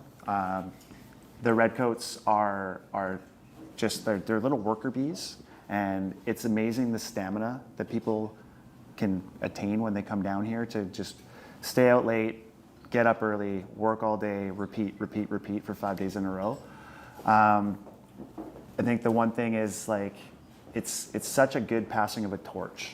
And the people who leave the program due to growing up or growing out of the industry or just don't have the opportunity anymore, the one thing that I've found that's been most beneficial to me and that warms my heart and makes me feel like an amazing part of a little network or community is the CAPs always come back to take care of the other CAPs year on year on year. So every day we have a closeout meeting where we kind of recap what happened and set everybody up for the next day. And at the back of the room, there's always people from various years before that. And when we add 40 new people to this program every year, those back 2 rows of our little meeting room just get more full, and the new meet the old, and the old come in, and it's such a wonderful opportunity to see and hear about the legends of the CAP program from before and after. So for me, it's like that continuity, and it's like almost like a Solera of information that goes on and on and on. And you can often see if someone has been in the CAP program as well, just from the way that they have certain things, Sharpies, pens, how they cut their tapes, how they do labeling, that they actually do labeling. So you can definitely see when someone has gone through that level of training. So that is, I think, it's a big testament as well to the program. For sure.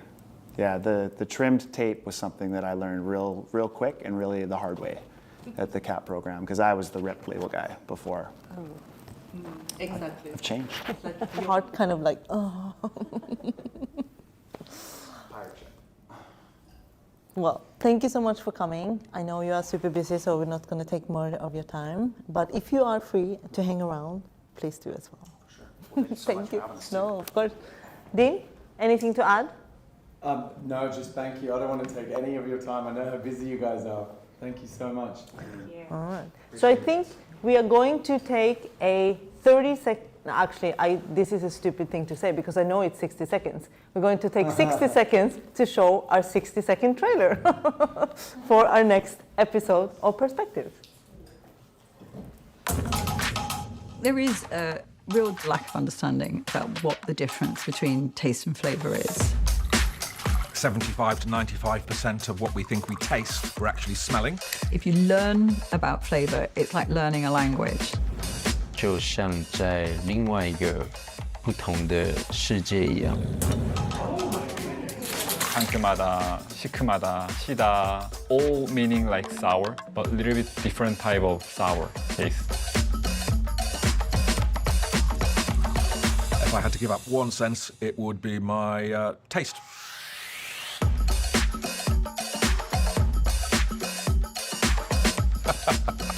Shouldn't be this much fun.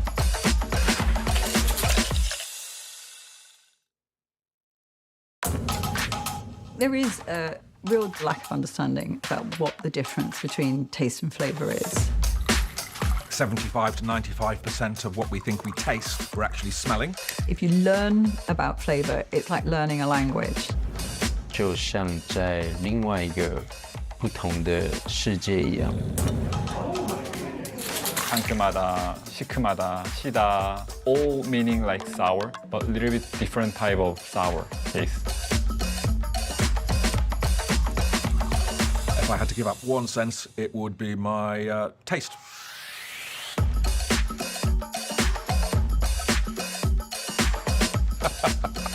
Shouldn't be this much fun.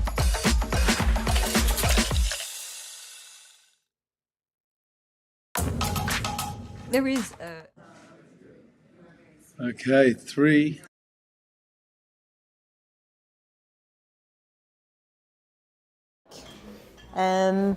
I'm super excited about this next episode because I think this is so important for the work that we do as bartenders in terms of making drinks. More importantly, making delicious drinks. And I have someone with me who is the master of making not both delicious drinks, but also the show around. I still remember one of my favorite drinks for many years was the Americano Bolognese. That's right. And this is your creation. Mm-hmm. But it was from back when you were in Bologna. Yeah. And now you are in Miami. Exactly. Yeah. So how has the transition been? Well, actually, it's the second time in my life then I'm going back to Miami. So I came early in the middle of the 90s, and it was fun. It was a completely different town. It was a village with a lot of going on, and then I mean, I was working as a bartender in an Argentinian restaurant and making, you know, what Americans drink at that time, basically dirty martini and and this stuff. But it was fun. It was the moment then when some cool spirit was showing, you know, just coming up. Like, you know, a lot of brands, they was coming with some high-end, some premium stuff. It was fun. Okay, I need to swap my mic. Sorry, Go this ahead. is the beauty of live stream. Yes. Because it's always about improvisation. If I And, start telling jokes, it's just Yeah, because I also want to be a comedian. Not really, I'm joking. Me too, but I can't. I'm the only one left. So now, basically, long story short, long short is short. Right? Story. Yeah. Okay. Long story short. All right, guy. You got me. You got me. So anyway, yeah, and then you know, went back to Italy, and then with a lot of energy from America, and I opened a bar. That at the moment was no bar like that in Italy. It was not like that. It was 2001, and so I basically had a great success. It was fantastic, and then I was in and out from America. I have a son here, and she's right there, and then so I was going in and out till one day I say, okay, it's enough, and then there was a lot of traveling as well. As we met and we traveled together everywhere, in every corner of this planet, and then I met Anastasia, which is we had to start a family, and then I think I say maybe Miami is the best place to be, and she agreed, and then we are here, and then that's great. She opened her own amazing agency, as you know, and yeah, she's doing well. We have a beautiful child, and yeah. And what is very interesting also is back when we met in the beginning, when you were still in Bologna, is, people always talk about how if you are not in the big cities, you can never get really famous for the job that you're doing. But I would say that's wrong, and you kind of proved everyone that that's wrong, because you had for a long time what was considered one of the best tiki bars in Europe, but it was still, I wouldn't say Bologna is a small city, but it is. It's a very small city. It's just you can really walk around the center, and then you don't consider much the outside the wall, because actually the Bologna has a wall like a lot of like medieval city, and it was not much. Also divided by two, which is an university, neighbor that's is not really safe and stuff. So it was really small for us. The good thing, since it's a city that there's a lot of, convention, and it will become kind of internationally known. And at a certain point, I opened a magazine, an American magazine, and then was a huge article say, you won't believe it, that one of the top 5 tiki bar in the world is in this town. I said, oh, wow. So that was amazing. And actually didn't want to go full tiki there, because as you remember, the bar is in a 12th century building. So outside, it look like you are in a museum. Basically, there's a beautiful alfresco, mosaic, and glass. Like used to be a hospital, back in the medieval time. And then it's really, really old, really old. It's amazing, man. And so there is not much you can do. You just put a bar; it can touch the floor. Yeah, a little bit in Italian way. You always do something, but at the end, I transformed New Lounge little by little. By 2011, become, let's say, tiki, and leaving me more and more. But before was a classic, what we call it nearly American bar. And actually, if I'm gonna go back in time, when I opened, I had so much vodka because it was very popular. I used to bring the Grey Goose, if I can say, or otherwise they didn't exist in Italy, from America. I was traveling, bring it there, and I used to have a big block of ice at the bar, and making infusion. I always like to make. I used to put in vodka, and cachaça actually was my favorite spirit, with rum, of course. And I started to infuse and stuff, and then from there, I study, and also was lucky enough that. In Miami, I had to visit many times the Maikai back in Fort Lauderdale, and so this is Maikai is the last tiki temple, really. And I think actually now it's closed. Unfortunately, they're going to open. Hopefully by the end of the year. They opened in 1957, December 28 exactly. It was the most expensive restaurant ever opened in the United States by then. It was $2 million project, and was the most expensive restaurant built ever. And I mean, next time you come, hopefully it's going to be open. I'm going to take you. It's like, we're going to Tahiti, really, like something really special. But anyway, and for me, it was enough to get into the tiki culture. And then, of course, and then I had to meet in the middle of 2000 something, 8, 7, I don't remember. I met Jeff Berry, and then I went to Tiki Oasis, and then Uki Lau started popping up, all these tiki events, and I really got into it. And then every time I was going back to Bologna, I was bringing a lot of stuff. I used to pay so much money of extra bags, and then I fill it up the space, and then I get somebody has a little bit knowledge of carving and stuff, so they do some work for us, and then some people will come to visit me. They will bring me stuff, so I fill it up the bar. And I mean, if you remember, New Lounge, there is everywhere you look, there is something. Like Kaona now, by the way, all the things were in Italy. I put in a container, and they came to America.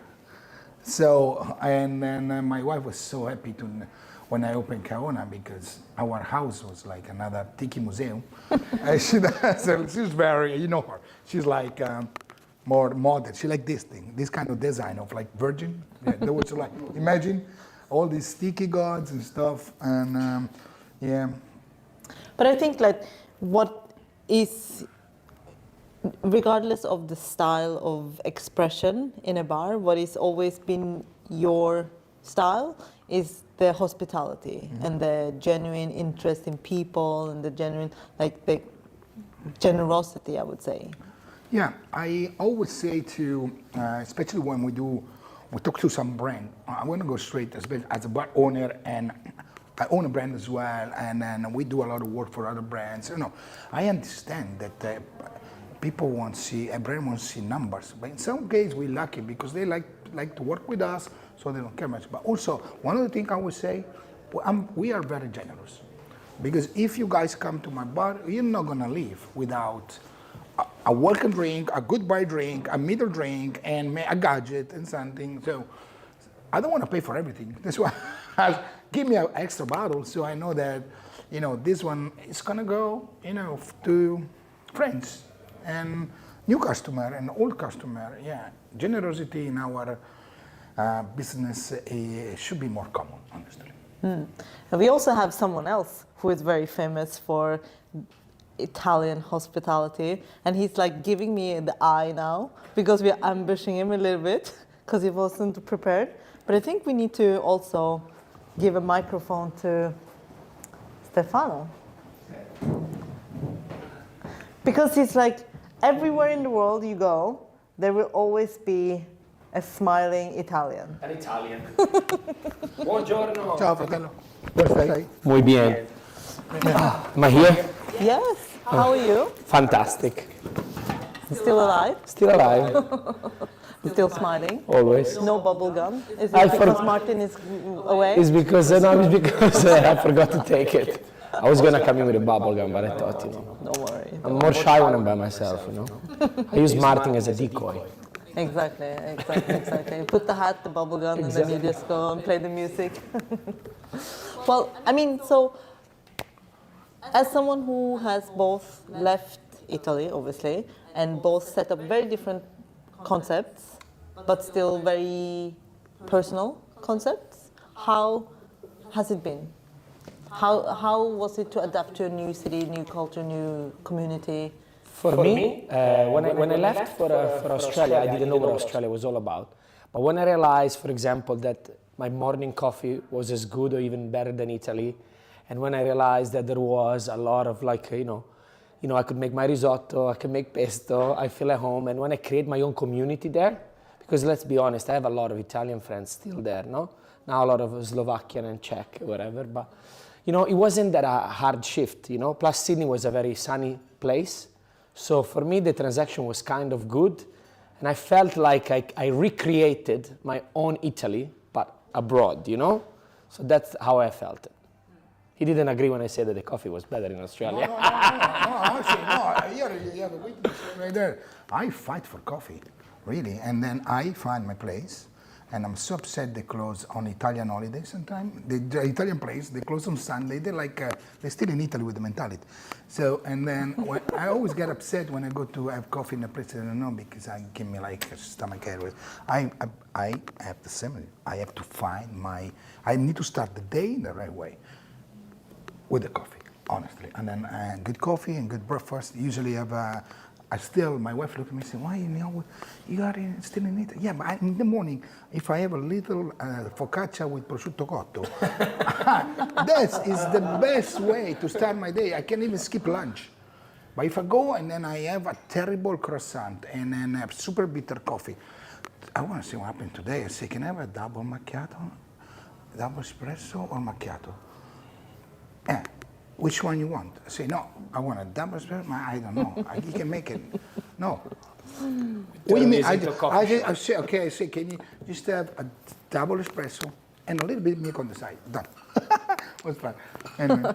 So no, like I said, for me, when I came to Miami, I didn't really want to go work with Italian at all.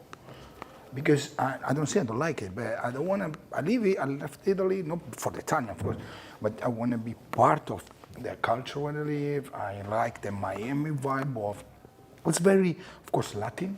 It's America. It's also, there is this amazing European, vibe. And at the end, I always surrender with Italians. Because at the end of the day, honestly, if it's hard to find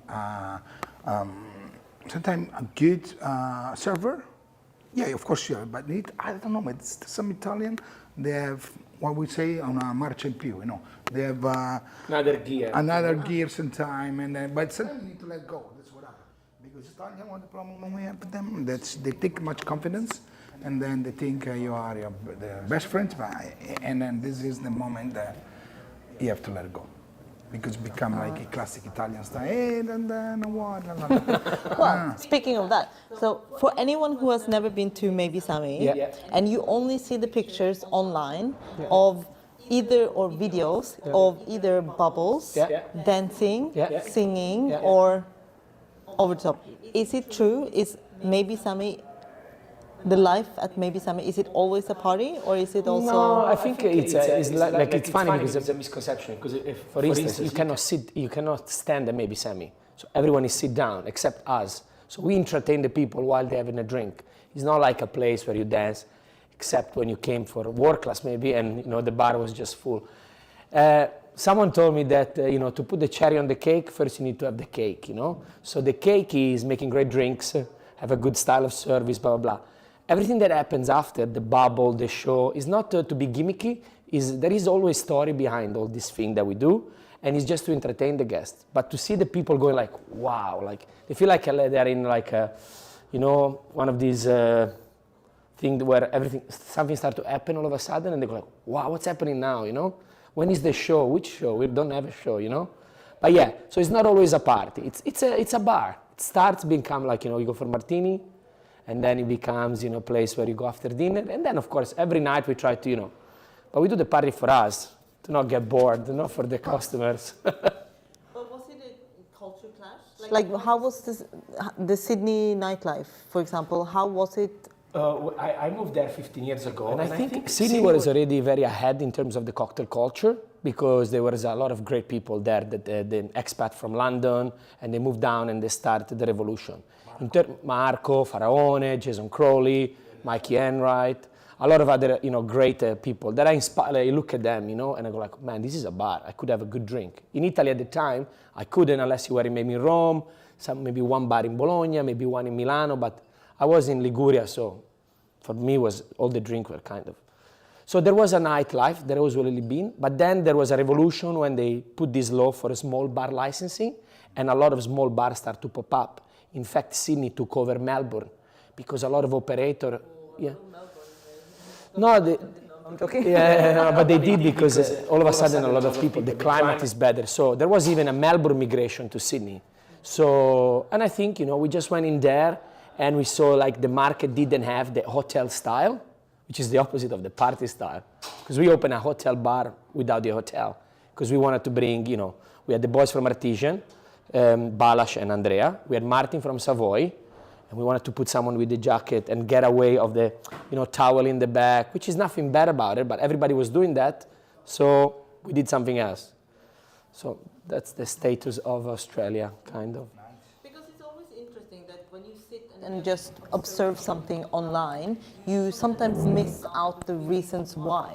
And I think it's a very good point that you're saying that you saw a hole in the market and you filled that hole, because I think that in today's hospitality industry, there's room for everything. And one of the things that I only spent 3 days in Sydney, so hopefully I will come back. I didn't even have a coffee. Can you imagine?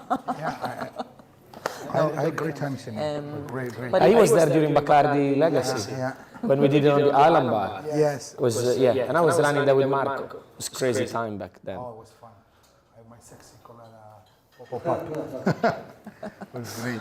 Well, in terms of Monica, I agree with him.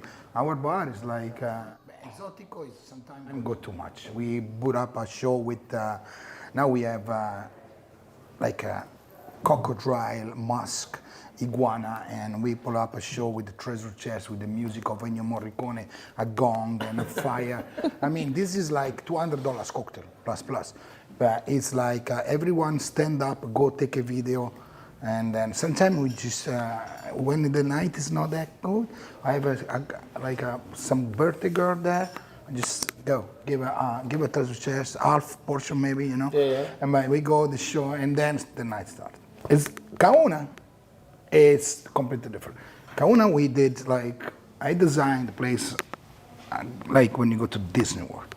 So I got button connected to light.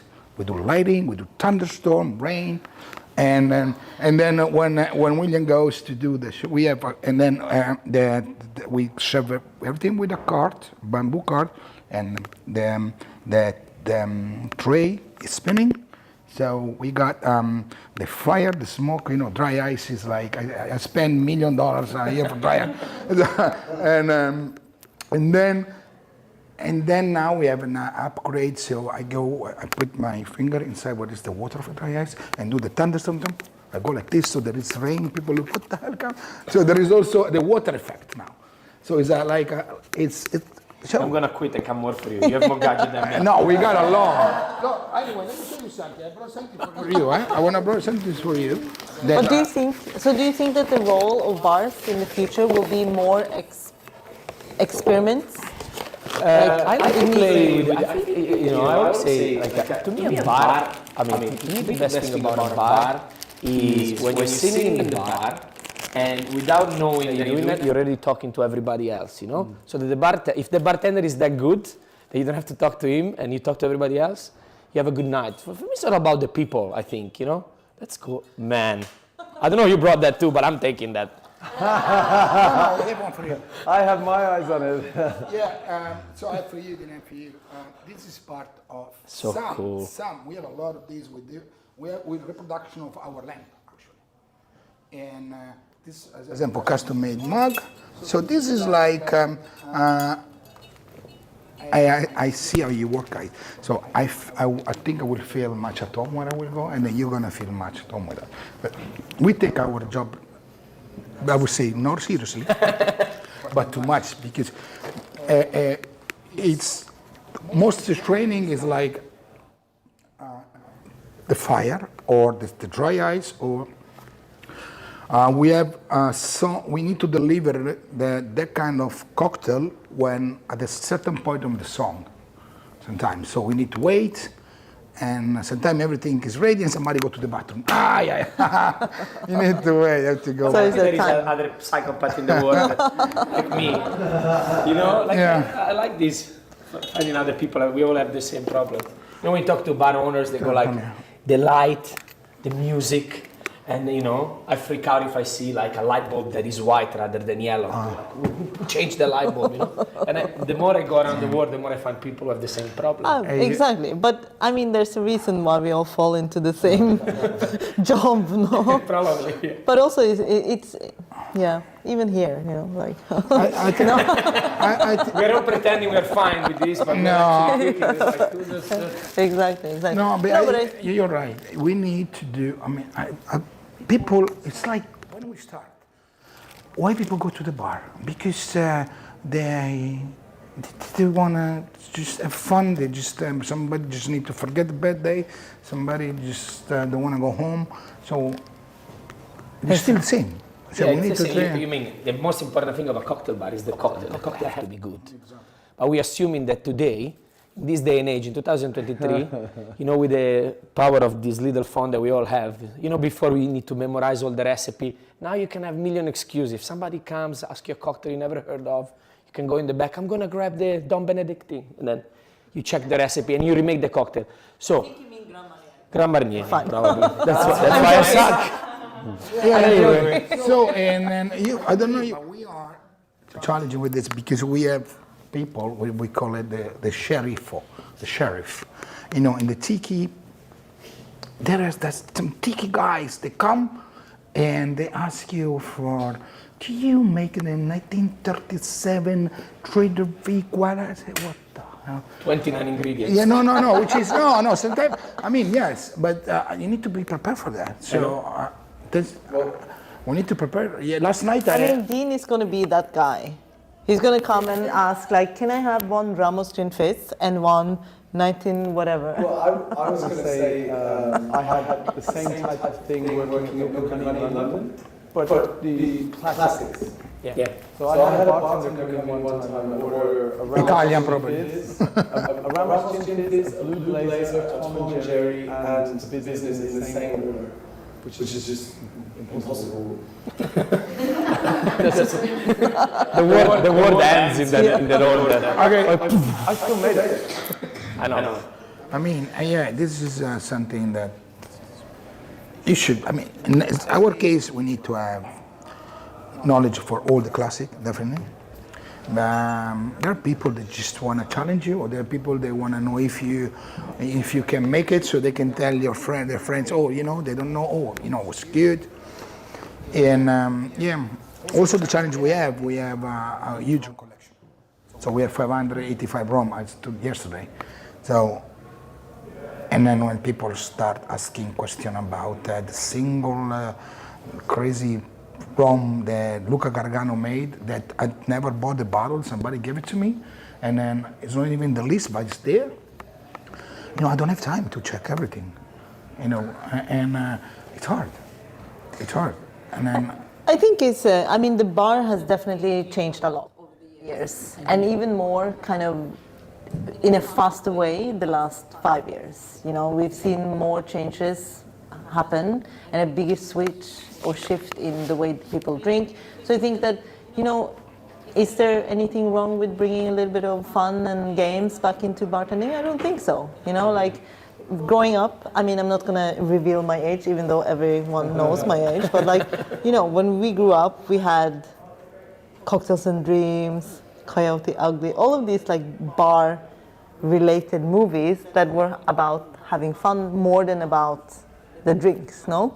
So I think maybe that's the future of hospitality. I think it is, but still making, you know, still giving great hospitality, making great drinks. But while you do that, have fun. But have fun. Personality. I always believe, you know, when they say personality. Personality doesn't have to be me loud or some. That's not personality. Personality is somebody that is more calm, quiet like you. That's your personality. But if you like embrace your personality, always greet people with a smile, always do you, you know, the constant thing that you do every day. That's the future of hospitality.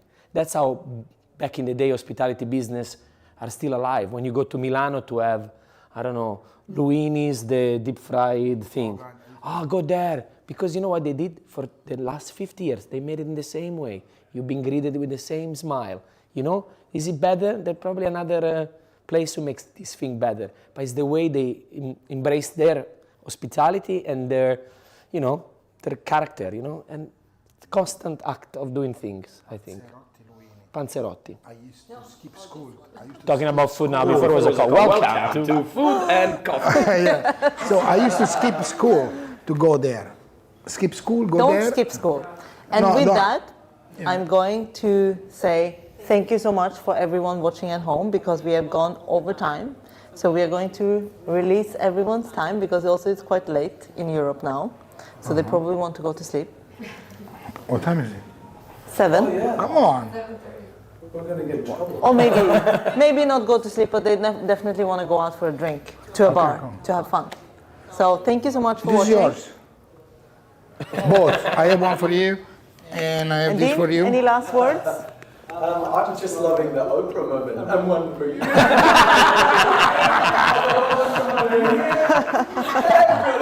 Everybody gets it. All right. So thank you so much for watching at home.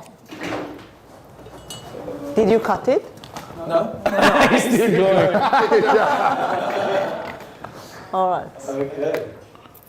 Cool. I will sign off. I'm going to play a little video as I go, and then we're out of here. There is a real lack of understanding about what the difference between taste and flavour is. 75 to 95% of what we think we taste, we're actually smelling.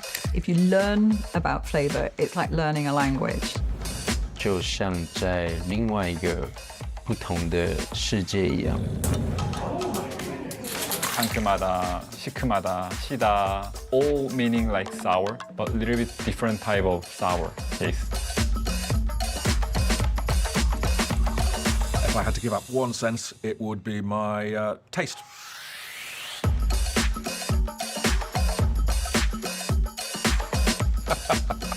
Shouldn't be this much fun.